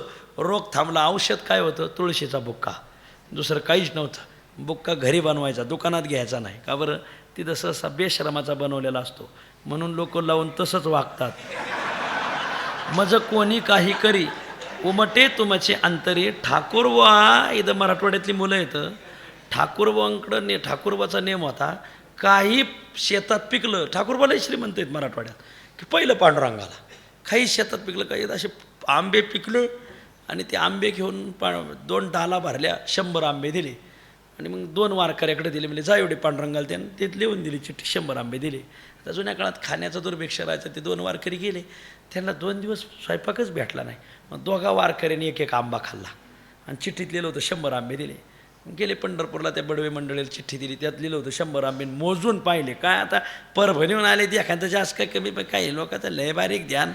आणि मग झालं ते मोजून पाहिले तर 98 भरले. मग आता घ्यायचे ना, एवढे डोक्यावरून आणले. त्यांनी चिठ्ठीत लिहिलं तुम्ही 100 पाठवले होते पण 98च दिले. 2 आंबे काय झाले काय माहीत नाही. म्हणजे दिलं त्याचं काहीच नाही, आणलं त्याचं काय नाही. आता ते ठाकूर होते ते. मग ते काय धावले ते 2 वारकरी. आसोडा खालीच फोडली त्यांनी. मारा आसोडाच काढला, फोडले आणि गल्लीत टाकून दिले वारकरी. हे आसोडाचे वळवी वळत पडले. ठाकूरबा अधिकारी होते, झोपले. झोपल्यावर देव स्वप्नात आले, सगळं अंग सुजलेलं देवाचं. मग ती ठाकूरबाईंनी दर्शन घेतलं. देवा तुमचं अंग का सुजलं? अरे म्हणजे तू नाही का मला सकाळी मारलं? म्हणजे तुम्हाला मी मारीन, मी तुमचा उपासक आहे. अहो म्हणजे वारकऱ्याला मारलेलं मलाच लागलंय म्हणले. हे बघा, मज कोणी काही करी उमटे तुमची अंतरी. देवा ते तुमच्या अंतकरात उमटतं, मलाच तुम्ही मारलं. अहो मग देवा पण त्यांनी 2 आंबे तुम्हाला दिले नाही, 98च दिले. देव म्हणले 2च आंबे मला भेटले, 98 लबाडानीच खाल्ले म्हणले. वारकऱ्याला दिलं तर मला भेटतं म्हणले. मग आजपासून हे तुम्ही मला पंढरपूरला पाठवायचं नेम बंद. काही आलं गावात पंगत घालायचे, आजूकही त्यांचा नेम. काही पहिलं आलं का 4 वारकरी जेव घालायचे. आता पंढरपूरला ते पाठवित नाही. असं देवा वारकऱ्याला दिलं पाहिजे. मग कोणी काही करी, मला जर कोणी काही उपचार केले, सुखात्मक दुःखात्मक, उमटे तुमचे अंतरी. ते तुमच्या अंतकरणात उमटतात. बरं, व्याला वाढविले म्हण मज सुख तुझशीनं. तूच मला प्रसवलेला आहे. व्याला म्हणजे प्रसवला, वाढविले तूच मला वाढवलंय म्हणून ते सगळं तुझ्या ठिकाणी उमटतं. मज सुख, ते मला सुख होतं आणि तुला शीन होतो त्याचा. वा, माझे पोट झाले तुझे अंगी उमटले. मी जर पोटभर जेवलो तर तुझे अंगी उमटले, ते तुला प्राप्त होतं. तुकाराम महाराजाचा अभंग आहे. मायवनी धाल्या धाय गर्भावंतने न पाय तैसे पूजिता वैष्णव सुखे संतोष होतो देव.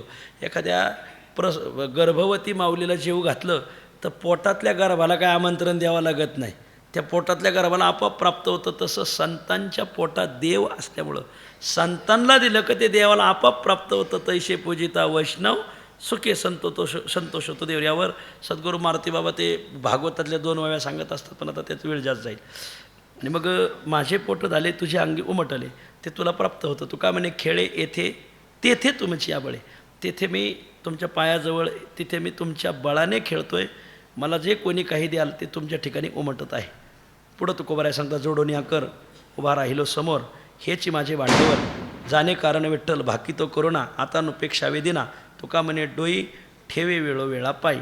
या अभंगामध्ये तुकोबाराय, देवा मी तुझ्यापुढे विनम्र होऊन माझं भक्तीचं भांडवल तुझ्यापुढं मांडलेलं घेऊन आलेलो आहे. आता त्याचं काय योग्य फळ असेल ते भांडवल पाहून तू मला योग्य फळ दे, अशी विनवणी तुकोबाराय विनम्र होऊन करता. जोडून या कर उभा राहिलो समोर. समोर जोडूनिया कर उभा राहिलो, तुझ्या समोर हात जोडून मी उभा राहिलो आहे. हेची माझे भांडवल, हेची म्हणजे विनम्रता हेच माझं भांडवल किंवा भक्ती करणं हेच माझं भांडवल आहे. आणि जाणे कारण विठ्ठल, त्याचं कसं फळ द्यायचं आणि काय फळ द्यायचं हे सगळं कारणभाव भगवंत जाणतो. बाकी तो करुणा, मी तुमची करुणा भाकत आहे. आता नुपेक्षा वेदिना, मी दीन तुमच्या दारात आलेलो आहे, माझी उपेक्षा करू नका. तुका म्हणे डोई ठेवी वेळोवेळा पाय, तुमच्या पायावर वेळोवेळा मी डोई ठेवतो आहे. माझं विनम्रता हेच भांडवल आहे. ते भांडवल पाहून, नमन भक्ती पाहून मला जसं वाटेल तसं फळ तुम्ही करा, ते तुम्ही जाणा. आता घ्यावे तुझे नाम, आपलं आम्ही घ्यावे तुझे नाम, तुम्ही आम्हा द्यावे प्रेम. आयशे निवडिले मुळी, संती बैसोनी सकळी, माझी डोई पायावरी, तुम्ही न धरावी दुरी. तुका म्हणे केला खंड दोघांचा विठ्ठला. या अभंगामध्ये जगद्गुरु तुकोबर आहे. देवाचा आणि भक्ताचा जो काही ठराव करून करार करून दिलेला आहे संतांनी, तो करार आजच्या अभंगात तुकोबर आहे देवापुढे मांडतात. संत साधकाचा देवाशी काही गोष्टीचा करार करतात, तो करार इथं सांगितलेला आहे. काय करार केलेला आहे? आम्ही घ्यावे तुझे नाम. देवा आम्ही तुझं सदैव नामचिंतन करावं आणि त्याच्या मोबदल्यात तुम्ही आम्हा द्यावे प्रेम. तर तुम्ही मात्र आम्हाला त्याचं नाम घेत आम्ही नामचिंतन करू, पण ते प्रेमदान आहे ते तुम्ही आम्हाला द्यायचं. प्रेम देवाचे हे देणे. आयशे निवडिले मुळी, संती बैसोनी सकळी, संती सकळी बैसोनी आयशे मुळी निवडे. मुळी ठाईचं हे संतांनी निवाडा सगळा करून ठेवलेला आहे. सगळे संत एकत्र बैसले, संत एकांती बैसले. सगळ्यांनी एकत्र बसून हे न्याय निवाडा केला की भक्ताने नाव घ्यावं आणि त्याच्या मोबदल्यात देवाने भक्ताला आकंठ प्रेम द्यावं. वा, माझी डोई पायावरी तुम्ही न धरावी दुरी. आता माझा पाय माझं मस्तक तुमच्या पायावर ठेवलेलं आहे, म्हणून तुम्ही सुद्धा आता मला दूर धरू नका. आणि हा सगळा कराराचा ठरावाचा करार संतांनी करून ठेवलेला आहे. त्याप्रमाणे देवा तुम्हाला वागावं लागेल. तुका म्हणे केला खंड दोघांचा विठ्ठला, तुका म्हणे केला खंड दोघांचा विठ्ठला. तुकाराम महाराज म्हणतात आपल्या दोघांचा म्हणजे देवभक्ताचा, खंड शब्दाचा अर्थ ठरावाचा करार. आपला हा ठराव झालेला आहे, करार केलेला आहे, हा संतांनी करून दिलेला आहे की आम्ही तुझं चिंतन करायचं आणि त्या मोबदल्यात तुम्ही आम्हाला प्रेम द्यायचं. आम्ही तुम्हाला नतमस्तक व्हायचं, त्या मोबदल्यात तुम्ही आम्हाला दुरी धरायचं नाही. हा सगळा खंड करार केलेला आहे. त्याप्रमाणे देवा आपण वहिवाट चालू द्यावी अशी तुकोबराय एक प्रकारची विनवणी करतात. पुढं तुकोबराय सांगतात वारिलेली गाढ, बहुदिसांचे हे जाड, न बोलावे ऐशे केले काही वावगे तितुले, झाला चौघाचार गेला खंडोने व्यवहार. तुका म्हणे देवा करीन ती घ्यावी सेवा. या अभंगात जगद्गुरु तुकोबराय साधू संतांनी बैठक घेऊन काही गोष्टीचा तटका तोडलेला आहे. तो कसा तोडला ते या अभंगात तुकोबराय सांगतात. वारिलेली गाड बहुदिसांचे हे जाड, बहुदिसांचे जाड लिगाड हे वारिले. बहुदिवसांचे फार दिवसाचे जाड म्हणजे जड झालेले, जाड म्हणजे जड झालेले असा गुरुवरे कंदरकर महाराजांनी केला. आणि आपल्या महाराजांनी जे आपल्या दोघांचा जो आडपडदा होता तो कशाचा आडपडदा होता? लिगाडाचा, लाचांडाचा. कशाचा लाचांड? पण भेदाभेदाचा लाचांड. देवभक्तापासून भिन्न आहे. हा जे भिन्न का अभिन्न हे भेदाभेदाचं जे लाचांड होतं, लिगाड होतं, देवा आता हे पूर्ण संपलेलं आहे. वारिले आता हे फार दिवसाचं लाचांड गुऱ्हाळ होतं भेदाभेदाचं, हे सगळा आडपडदा आता सगळा दूर गेलेला आहे, वारलेला आहे. न बोलावे ऐसे केले काही वावगे तितुले, काही वावगे तितुले बोलावे, न बोलावे ऐसे केले. काही म्हणजे इतर काही, वावगे म्हणजे व्यर्थ, तितुले तेवढे, काही व्यर्थ तेवढे असेल तर तेही न बोलावे ऐसे देवाने केले. देवाने असं केलं की आता ते काही बोलायचं ठेवलं नाही. हे झालं कशामुळं? झाला चौघाचार गेला खंडोनी व्यवहार. चौघाचार म्हणजे संतांनी बैठक घेतली आणि त्याचा सगळा न्यायनिवाडा झाला आणि त्यामध्ये आम्हा दोघा देवभक्तांचा जो भेदाभेदाचा व्यवहार होता तो खंडोनी गेला. तो का म्हणे भेदाभेद गेला वाद खंडोनी गेला, खंडोनी व्यवहार खंडून गेला म्हणजे त्याचा तटकाच तुटला. बरं, मग आता तुका म्हणे देवा करीन ते घ्यावी सेवा. आपल्या दोघात भेदाभेदात देवभक्तपणाचा जो भेदाभेदाचा व्यवहार होता हा पूर्ण संपलेला आहे. आता माझ्याकडून जी सेवा घडेल ती तुम्ही स्वीकारावी एवढीच विनंती आहे. हे संतांनी सगळा चौघाचार करून बैठक घेऊन हे न्यायनिवाडा दिलेला आहे. तुका म्हणे देवा करीन ती घ्यावी सेवा. आता माझ्याकडून जी सेवा घडेल ती तुम्ही गुणाने स्वीकारावी. पुढं तुकोबराय सांगतात पाय रवे अन्न मग करी खेदशीन ऐशी होती घातपात. लाभेविन संगथित संगेथित जन्माची जोडी वाताहात एके घडी तुका म्हणे शंका हित आड या लौकिका या अभंगामध्ये काही अपसव्य बाबीमुळे सांग गोष्टी कशा असांग घडतात तुकोबरायाचं फार गोड सांगतात. पाय रवे अन्न सुंदर असा स्वयंपाक केला आणि दुर्दैवाने तिथं कोणत्या तरी अपशकुनी माणसाचा पायरव झाला. पायरव शब्दाचा अर्थ तसा पायाचा आवाज असा होतो. पायरव झाला संचारू नवल. पायरव पायरव म्हणजे एक जुन्या काळात अंगण तिथं तुळशी वृंदावन मग अंगणातून आत आले का ओसरी राहायची. ओसरीत आलेल्या माणसाने ओसरीत बसायचं. त्याच्या आत चौकात आड तिथं स्नानाच्या जागा वेगा त्याच्या आत राहण्याचं घर मग सगळ्याच्या खोल्या बिल्या राहायच्या.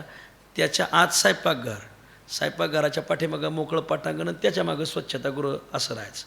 म्हणजे बाहेरून आलेला माणूस स्वयंपाकघरापर्यंत जात नव्हता का त्याचा पायरव स्वयंपाकाला हो नये म्हणून ही जुनी पद्धत. आता स्वयंपाकच अशा ठिकाणी राहतो. हॉटेलमध्ये लोक शिरले का तोंडालाच स्वयंपाक राहतोय. ते दारातच भजे तळीत जिलेब्या तळीत सगळ्या माश्या तळीत माश्या बसत लोक ते हा ज्वरात आहे लोक असे दूरदृष्टी घेऊन आलेले आहेत. पायरव होईल असं अन्न खाल्लं नाही पाहिजे. पायरवी अन्न मग कधी खेद असेल. पायरव म्हणजे दिठावलेलं एखाद्याच्या पायाचं अपशकून झालेलं असं पायरव.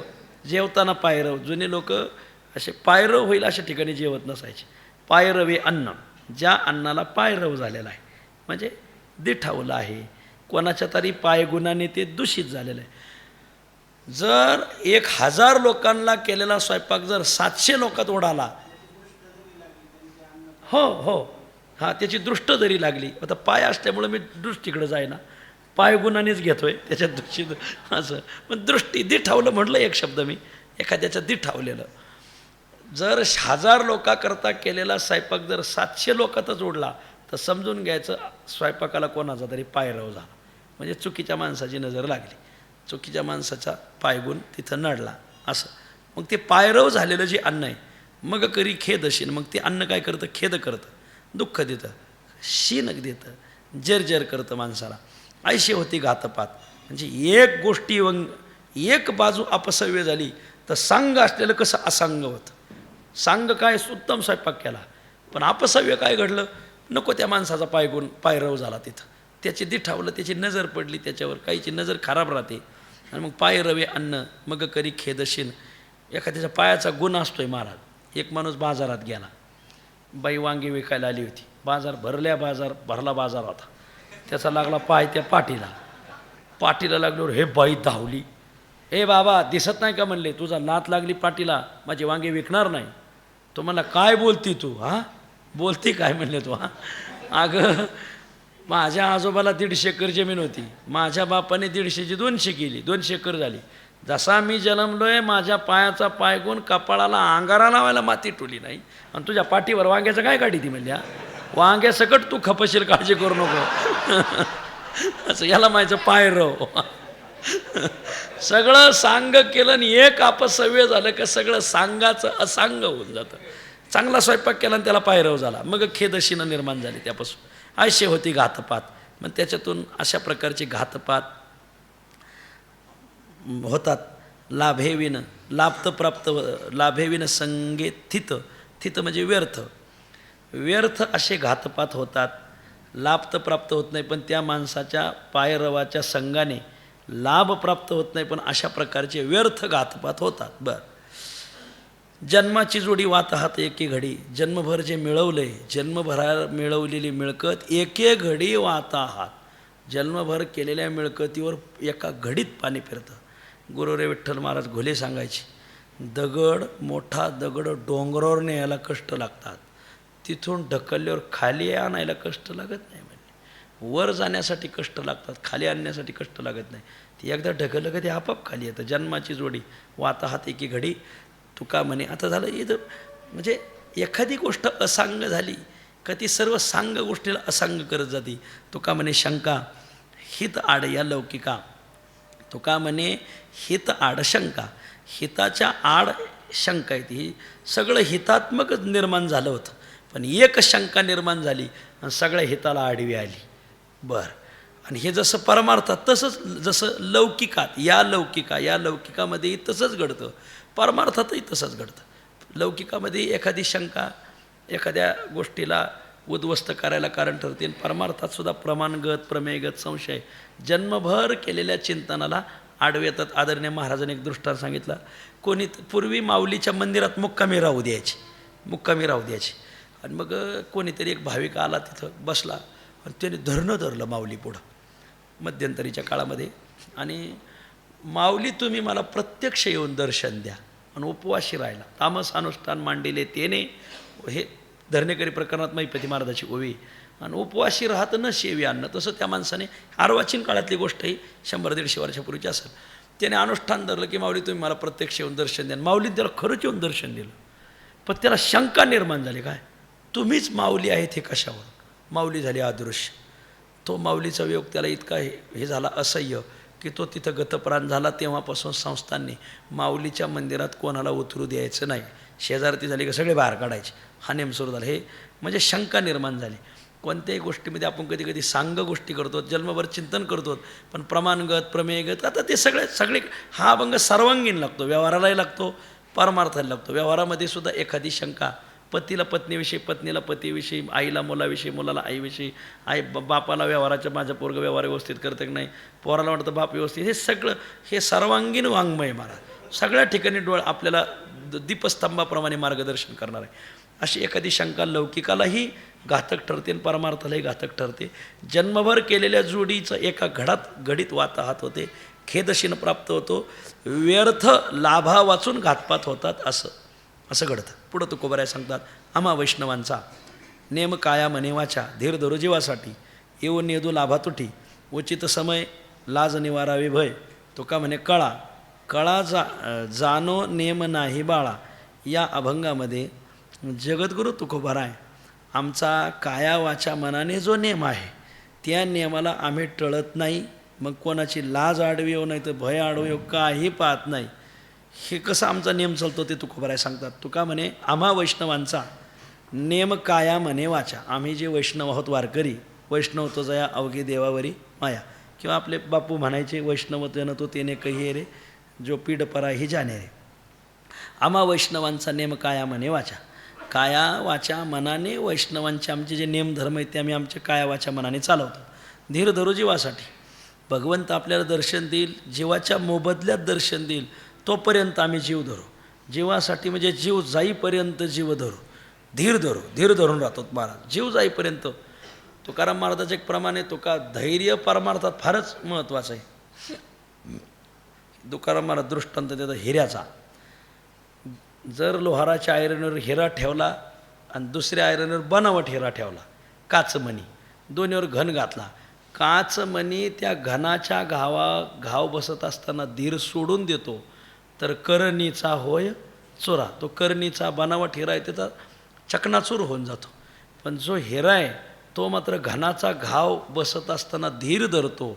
तुका म्हणे तोची हिरा घनघाई निवडे पुरा. तुका म्हणे घनघाई पुरा निवडे तोची हिरा. आणखीन एक प्रमाणे तुका म्हणे धीरा विन कैसा होतो हिरा. तुका म्हणे धीराविन हिरा कैसा होतो. धीर धरला, धीर जर धरला नाही तर त्याला हिरा कसा मानायचा, त्याला हिरा मन मानायचा. आणि जो धीर धरतो त्यालाच हिरा मानायचा. असं धैर्य. मग आम्ही धीर धरू कसं, जीवासाठी. प्राण साठी शब्द आला का साठलोटा असा अर्थ होतो. जीवाचं प्राण संतर्पण होईपर्यंत आम्ही धीर धरू. येऊन येतो लाभातोठी. परमार्थामध्ये काया वाचा मनाने आम्ही धीर धरून आमचा वैष्णवाचा नेम चालू आहे. जो आम्हाला भगवंताच्या दारातून आम्हाला भक्त्यात्मक, ज्ञानात्मक, योगात्मक ही जी सुखं भेटतात, फळं भेटतात, ह्या लाभाला आम्ही तुटी येऊ देणार नाही. उचित समय लाज निवारावे भय. ज्यावेळेस योग्य प्राप्तीची वेळ येते, समय म्हणजे प्राप्तीची वेळ, पण उचित म्हणजे लाभ प्राप्तीची योग्य वेळ येते. अशी आल्यानंतर मग तिथं लाज निवारावी. काय आडवी असेल लाज तर ती लाज निवारावी, येईल पुढच्या अभंगात. आणि काही भयही आम्ही दूर करतो आणि चालतो. तो का म्हणे कळा जानो नेम नाही बाळा. तो का म्हणे कळा जानो नेम. कळा शब्दाचा अर्थ आहे वर्म. ह्या सगळ्या गोष्टीचे नियम धर्म आम्ही जाणतो. याचं वर्म आम्ही जाणतो, बाळा नाही. अज्ञानी माणसाला यातलं काही कळणार नाही. वारकऱ्याचा नियम असा काया वाचे म्हणे चलतो, निळा म्हणे नटळेची नेमा हाची महिमा जा यांचा. यांचा महिमा काय हे यांच्या नियमाला टळतच नाही. मला पडता जड भारी नेमा नटळे निर्धारी. वा तुका म्हणे नियम प्राणासांसाठी आम्हा वैष्णवाचा नेम काया म्हणे वाचा. जीव प्राण संतर्पण होईपर्यंत धीर धरून भगवंताची सेवा करत जायची आणि त्या सेवेला जे लाभ प्राप्त होतात त्याच्यात त्रुटी होऊ द्यायची नाही. वा पुढं तुकोबराय सांगतात, उल्लंघेली लाज तिने साधियले काज, सुखे नाचो पहिलं तिरी गेलो भावाची सागरी. असाच पाठ आहे ना, गेलो भावाची सागरी. नामाची सांगडी सुखे बांधली आवडी, तो का म्हणे लोका उरली वाचा मारी हाका. या अभंगामध्ये जगद्गुरू तुकोबाराय परमार्थ कार्य साधत असताना जी लाज आडवी येते ती उल्लंघून आम्ही भवसागराच्या पहिलं तीराला जाऊन सुखाने नृत्य करत आहोत आणि तिथून आम्ही कसे पहिलं पार आलो लाज उल्लंघून हे लोकाला हाका मारून सांगतो. असा विषय तुकोबाराय सांगतात. उल्लंघिली लाज तेने साधियले काज.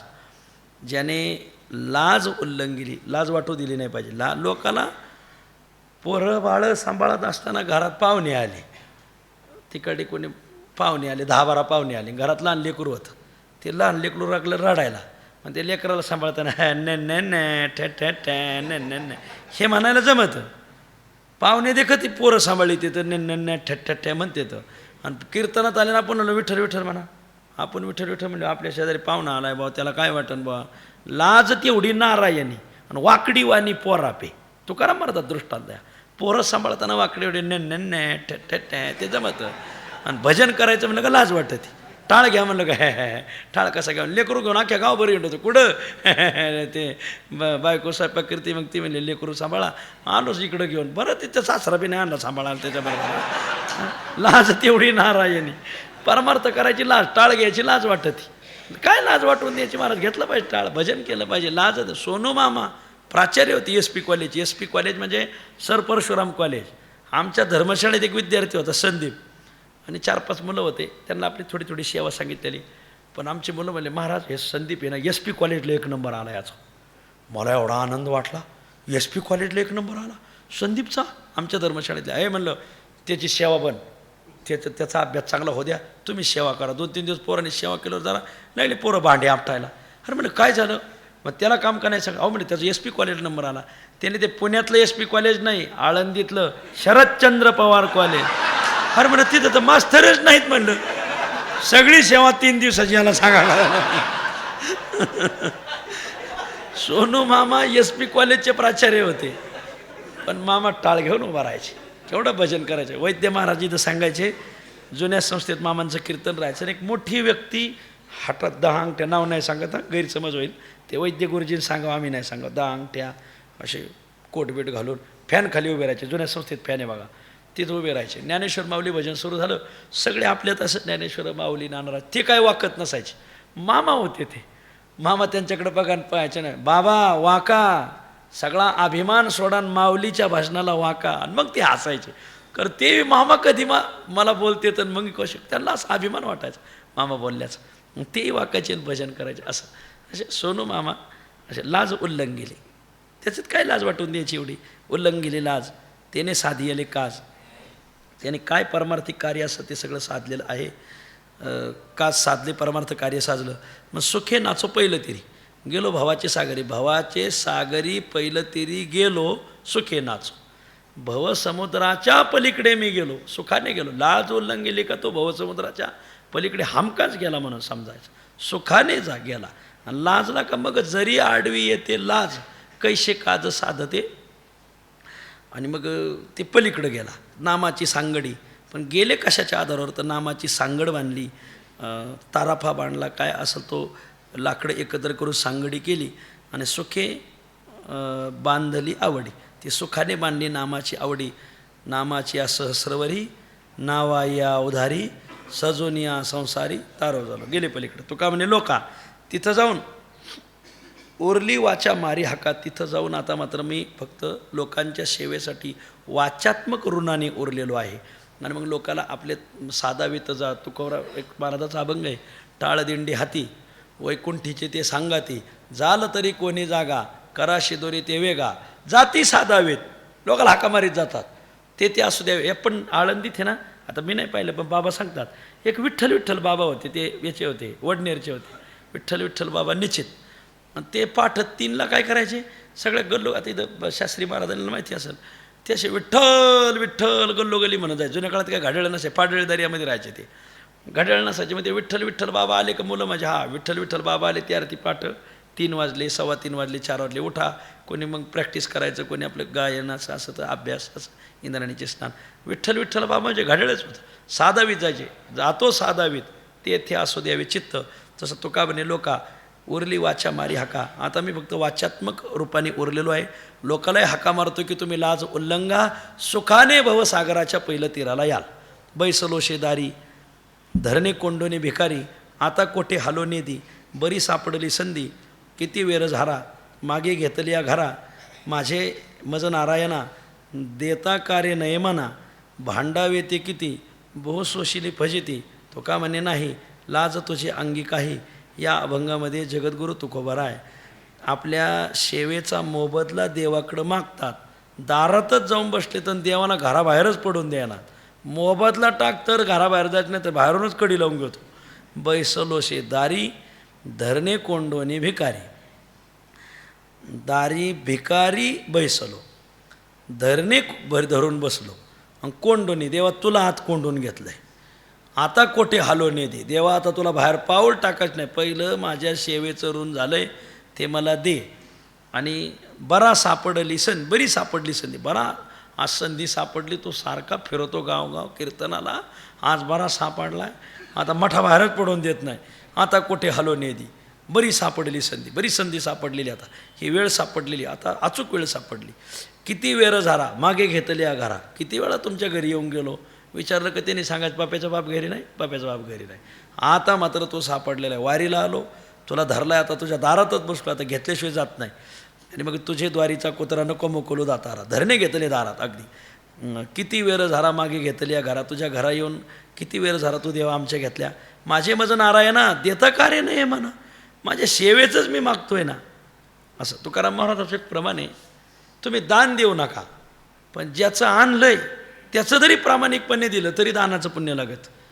असं आहे, म्हणजे ज्याचं आणलंय त्याचं जरी प्रामाणिकपणे दिलं तरी पुण्य लागत. असं माझे मज नारायणा देता कार्य नाही म्हणा, माझं तुझ्याकडं आहे नारायणा, ते देताना तुझ्या मनात काय येत नाही किंवा यांचं आणलंय आपण दिलं पाहिजे. वा, आपल्या इथं बनशी तात्या राहायचे पहिले आपल्या बाबांच्या परिवारात. तर एकदा काय झालं, निकम बाबांनी मंदिरात प्रवचनात एक प्रमाण सांगितलं, राहो नेदी बाकी दान ज्याची त्याशी टाकी, जाय तिकडे पावेमान चाले बोलिले वचन. आपल्यावर कोणाची रुपयाची बाकी ठेवायची नाही. मग बनशी तात्या पूर्वी कर्जुल्याचे एक मोठे शेठ होते, विष्णू शेठ शिंदे. ते त्यांच्याकडून पूर्वी त्यांनी 500 रुपये, हे मला तात्याने सांगितलं बनशी तात्यांनी, की मी त्यांच्याकडून 500 रुपये घेतले आणि 25 वर्षे दिलेच नाही. आता द्यावे तर ते भले मोठे श्रीमंत, आपण 500 रुपये देणं म्हणजे त्यांचे कान कोरायला तेवढे जाते. तो मग आता राहूनच द्यावे. पण निकम बाबाचे प्रवचन ऐकल्यावर बनशी तात्याने निकम बाबाला विचारलं, बाबा मी 25 वर्ष झाली त्यांच्याकडून 500 रुपये घेतले, पण आता त्यांना देणं ते फार नगण्य आहे. निकम बाबांनी काय सांगितलं, 500 रुपये घेतलेत ना, नेऊन द्या, आपल्याला त्यांचं बैल होऊन फेडावं लागेल. अक्षरशः बनशी तात्यांनी त्यांना ते, बनशी तात्या आंधळेत, मला हे तात्यांनीच सांगितलं, त्याने मला निकम बाबांनी सांगितलं. आणि मग मात्र मी त्यांची ती रक्कम नेऊन दिली, कोणाची बाकी ठेवली नाही. माझे माझं नारायणा देता कार्य नाही म्हणा, माझं मला द्यायला तुझ्या मनात तरी काय येत नाही. भांडावे ती किती बहुस्वशिली फजिती. बरं, भांडायला बी काही सीमा पाहिजे, रोज येऊन भांडण धरायचं. बहुस्वशिली फजिती, त्या भांडणाने आम्हालाही काही ताप झाला आहे, तुलाही काही ताप झाला आहे. आणि एवढं भांडलो आणि एवढं हे केलं तरी त्याची तुला काही लाज वाटत नाही का? 4 चौघात तुझी गच्ची धरली तरी तुला त्याचं काही वाटत नाही. तुका म्हणे नाही लाज तुझी अंगी काही, तुला त्याची लाज काही अंगात वाटत नाही. वाटते काय असेल माझं ते मला देऊन टाक, तुझ्या दारात मी धरून बसलेलो आहे, मला मोकळं कर.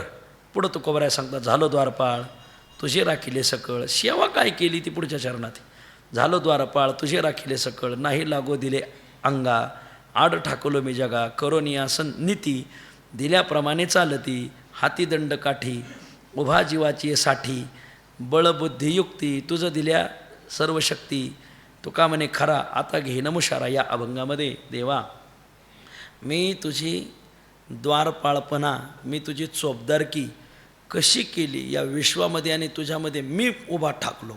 विश्वाकडून येणारी दुःख सहन केली आणि तुझ्याकडून येणारा सुखाचा संदेश त्यांच्यापर्यंत मी कसा पोहोचवला, ही सगळी चोपदारकी मी तुझ्या दारात यथायोग्य पार पाडलेली.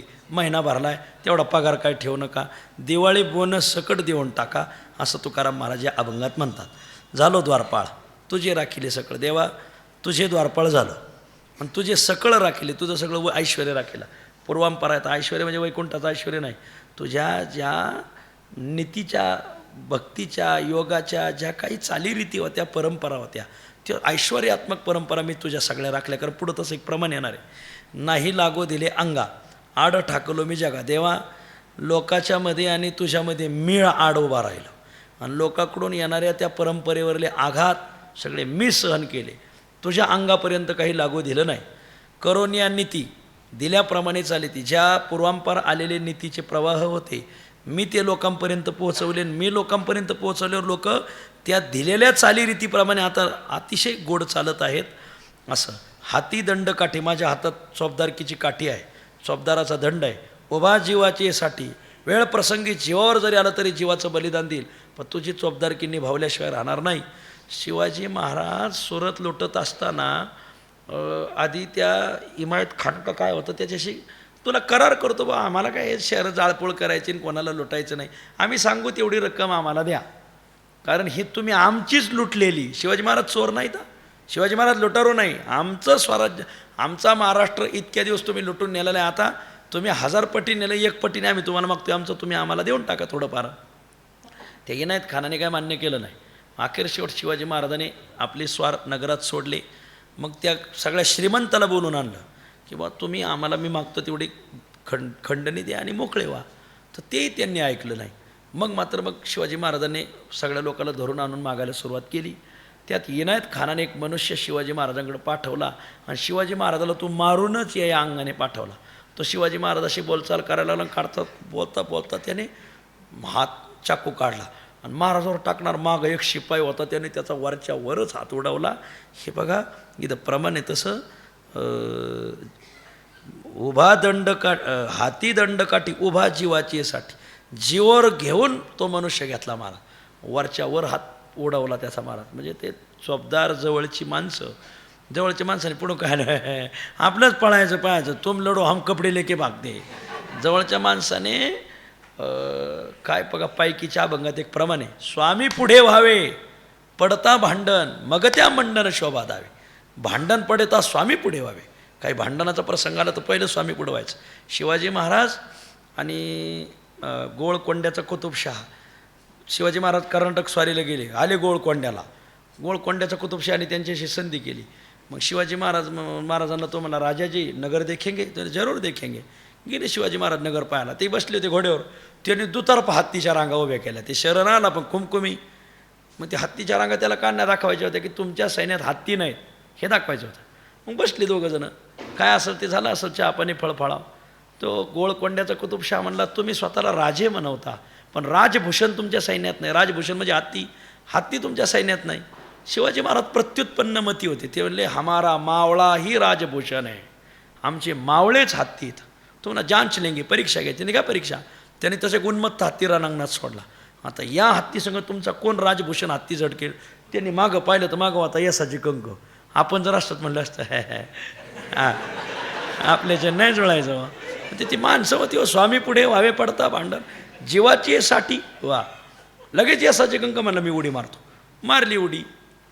हत्ती आणि यसाची कंक समोरासमोर आले. हत्तीला माहिती, यसाजीला माहिती होतं हत्तीच्या समोर उभा राहून लढाई करता येणार नाही, हत्ती आपल्याला सोंडीत धरणार, मारून टाकणार. यसाची कंक हत्तीच्या मागं गेला, हत्ती गडबडला.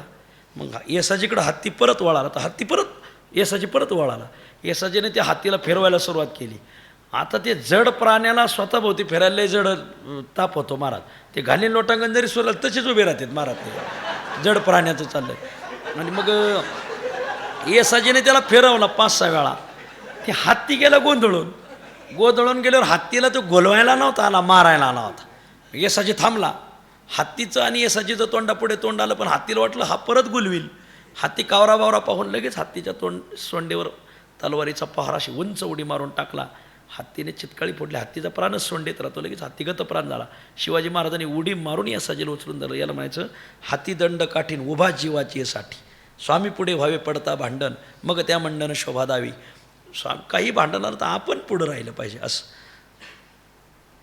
वैद्य गुरुजी सांगायचे, पंगत आली तर आज्ञा कशी मोडू, आणि काही काम असलं तर पाय कसे सोडू. असं वैद्य गुरुजी सांगायचे. बळबुद्धी युक्ती तुझं दिल्या सर्व शक्ती, माझं बळ बुद्धी युक्ती सर्व तुला मी समर्पण केलेलं आहे. तुका म्हणे खरा आता घेणं मुशारा. हे सगळी जबाबदारी मी केली.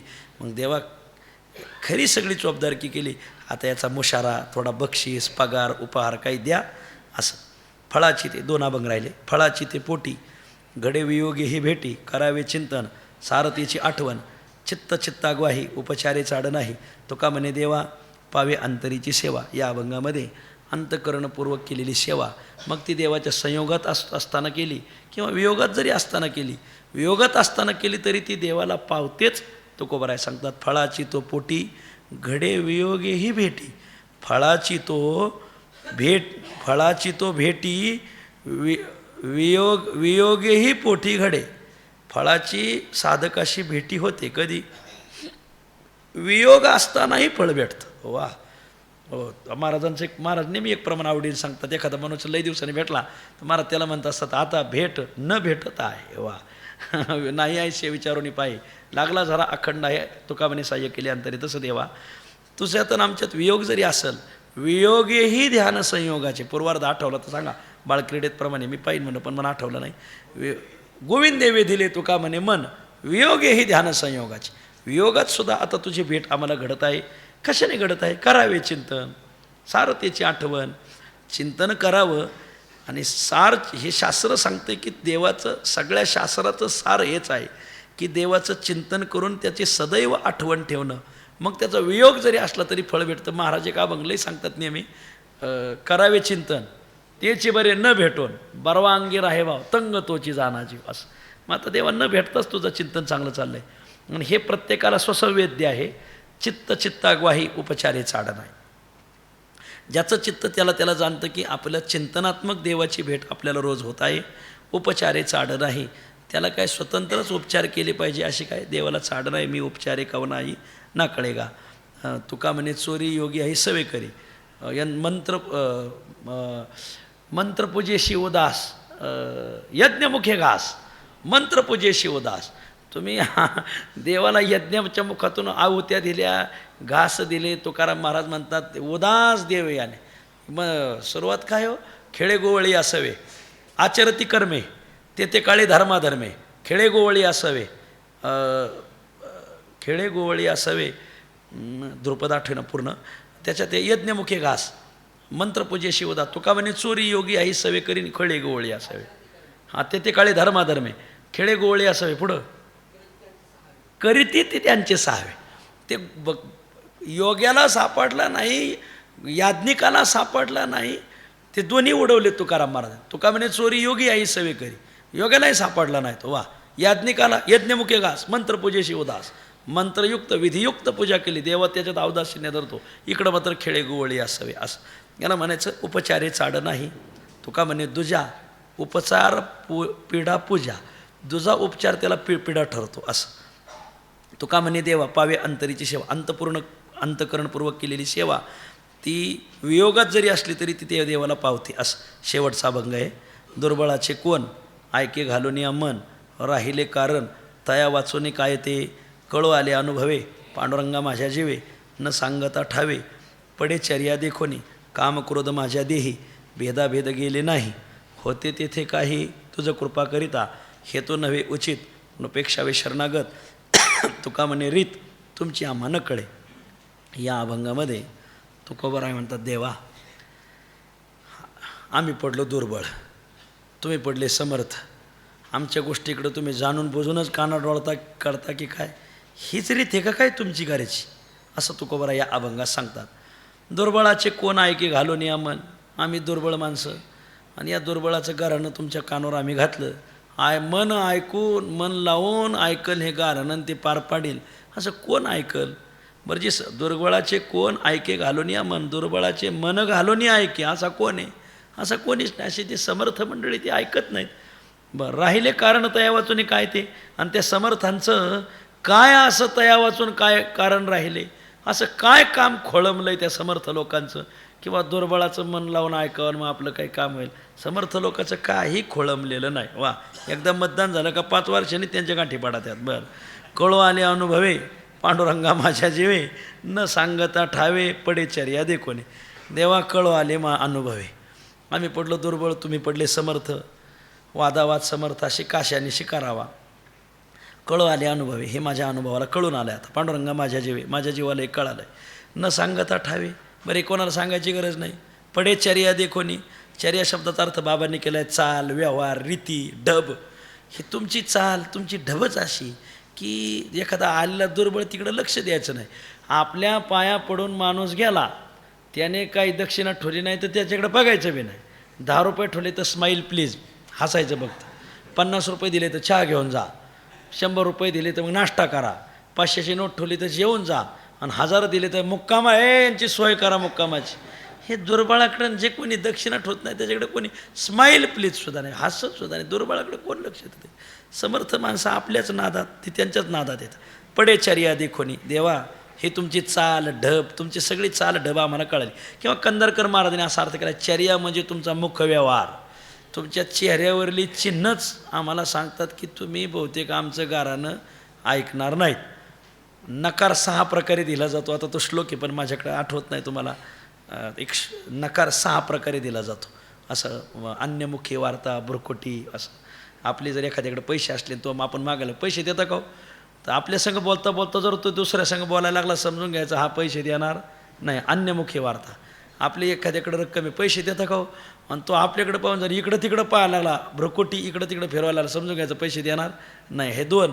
अजून असे 4 आहेत. असे 6 प्रकारे नकार दिला जातो. नकारः षडविधः स्मृत असा एक श्लोक आहे पण आता आठवत नाही. कामक्रोध माझ्या देही. हां, वा, मौनम. मौनम आता थांबा सांगतीलच महाराज. वा, ते संस्कृतचे शिक्षक येतं. मौनम नकार 6 प्रकारे दिला जातो. आमचे पैसे द्या ना. मौनम, बोलायचंच नाही. मग पुढचं बरं ठीक आहे, पुढच्या आठवड्यात येतो, जातो निघून. मग मौनम, मौन धरलं का नकारच असतो तो एक प्रकारचा.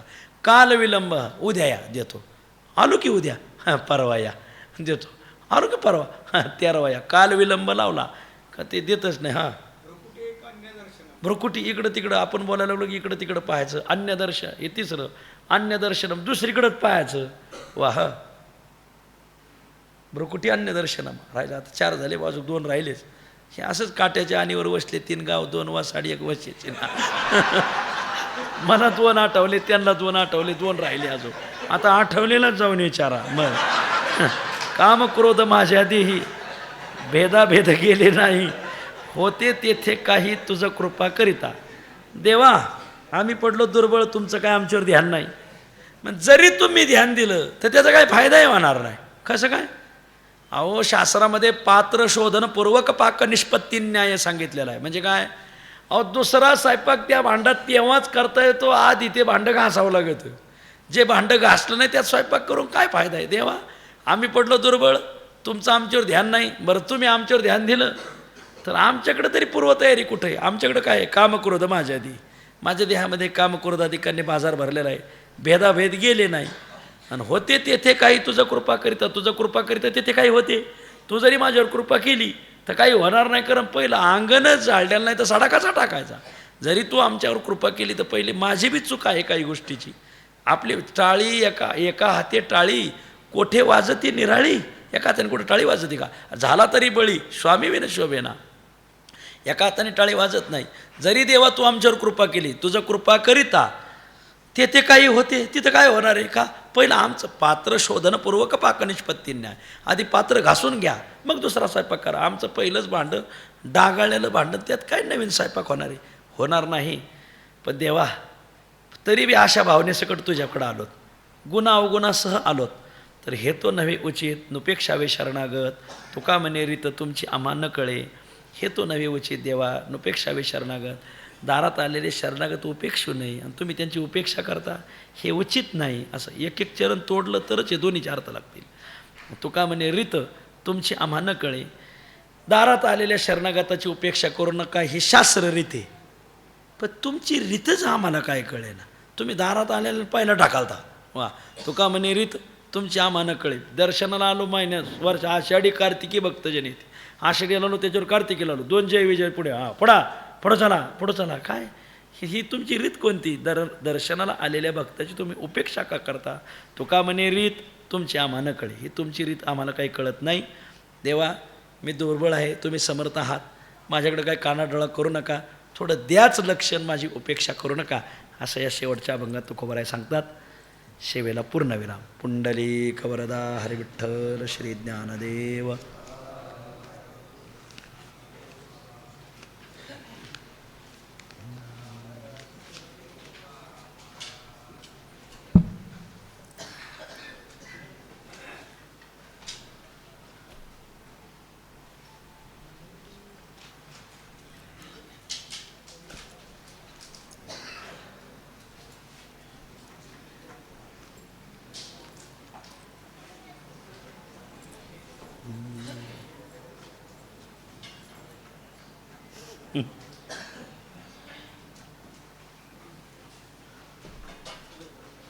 उतरू का खाली?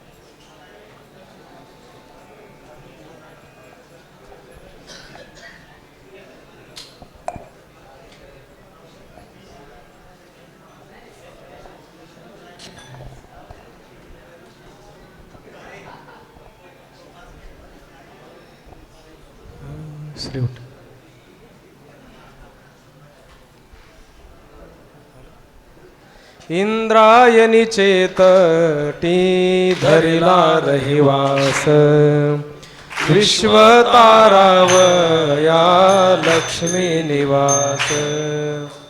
ज्ञानेश्वर रूपे धरिले निजवेश, वर्म जाने तया सद्गुरुपदेश. वर्म जाने तया सद्गुरुपदेश. जय देव जय देव जय ज्ञानदेवा. जीवा शिवाचा आदि परब्रह्म ठेवा.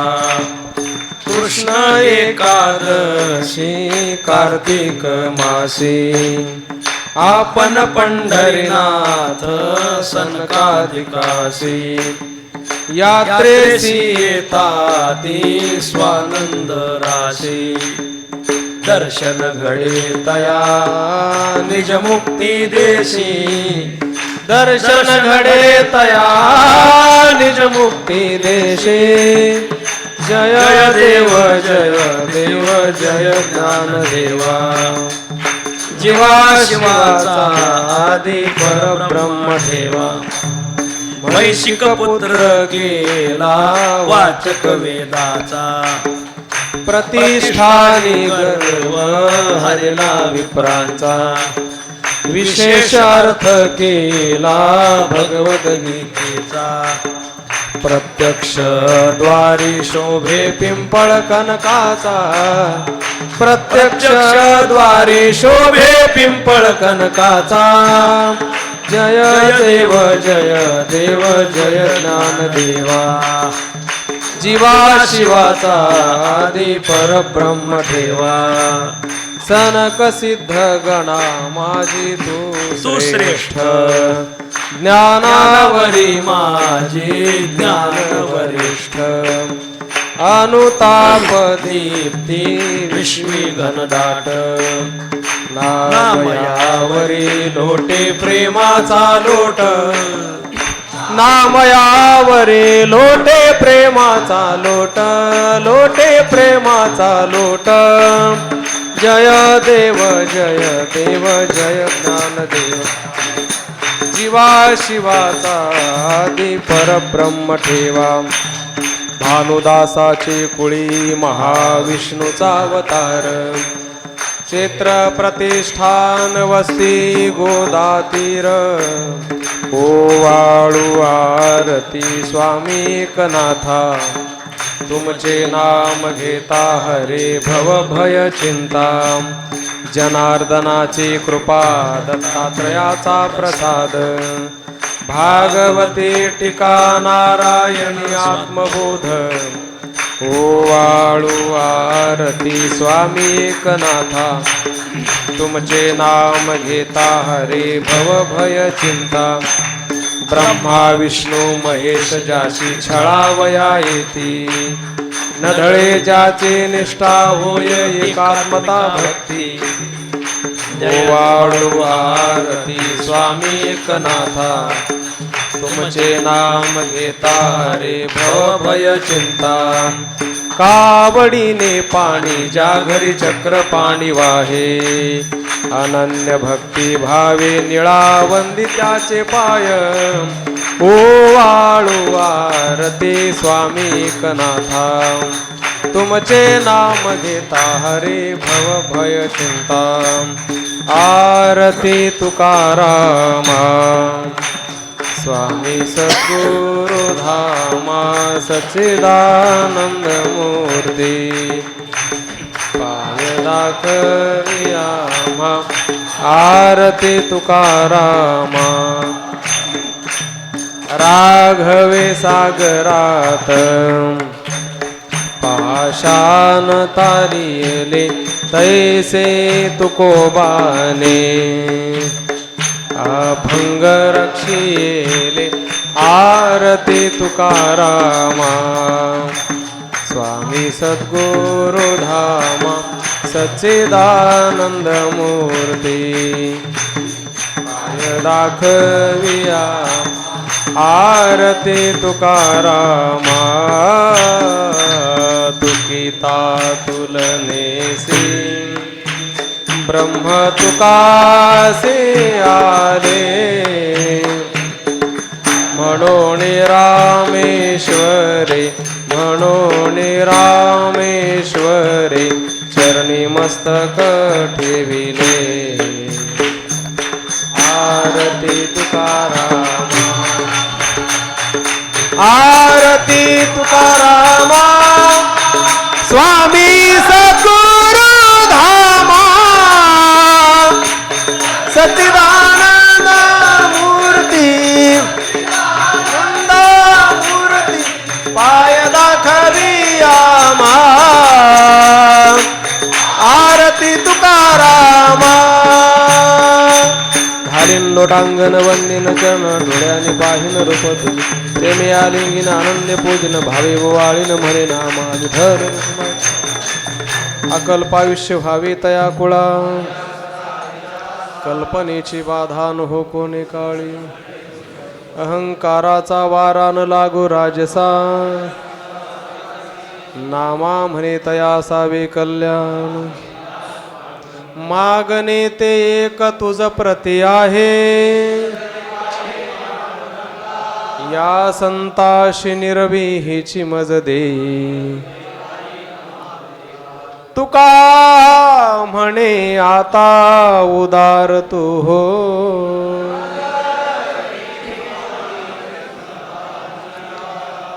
या संतासी निरवी हेची मज दे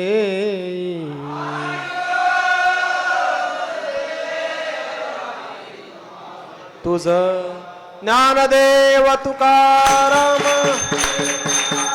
ज्ञानदेव तुकाराम ज्ञानदेव तुकाराम तुकाराम तुकाराम पुंडलिक वरदा हरी विठ्ठल श्री ज्ञानदेव माऊली ज्ञानेश्वर जगद्गुरु तुकाराम सद्गुरु जोग महाराज सिद्धेश्वर भगवान इंद्रायणी माता नमः पार्वती पतये हर हर.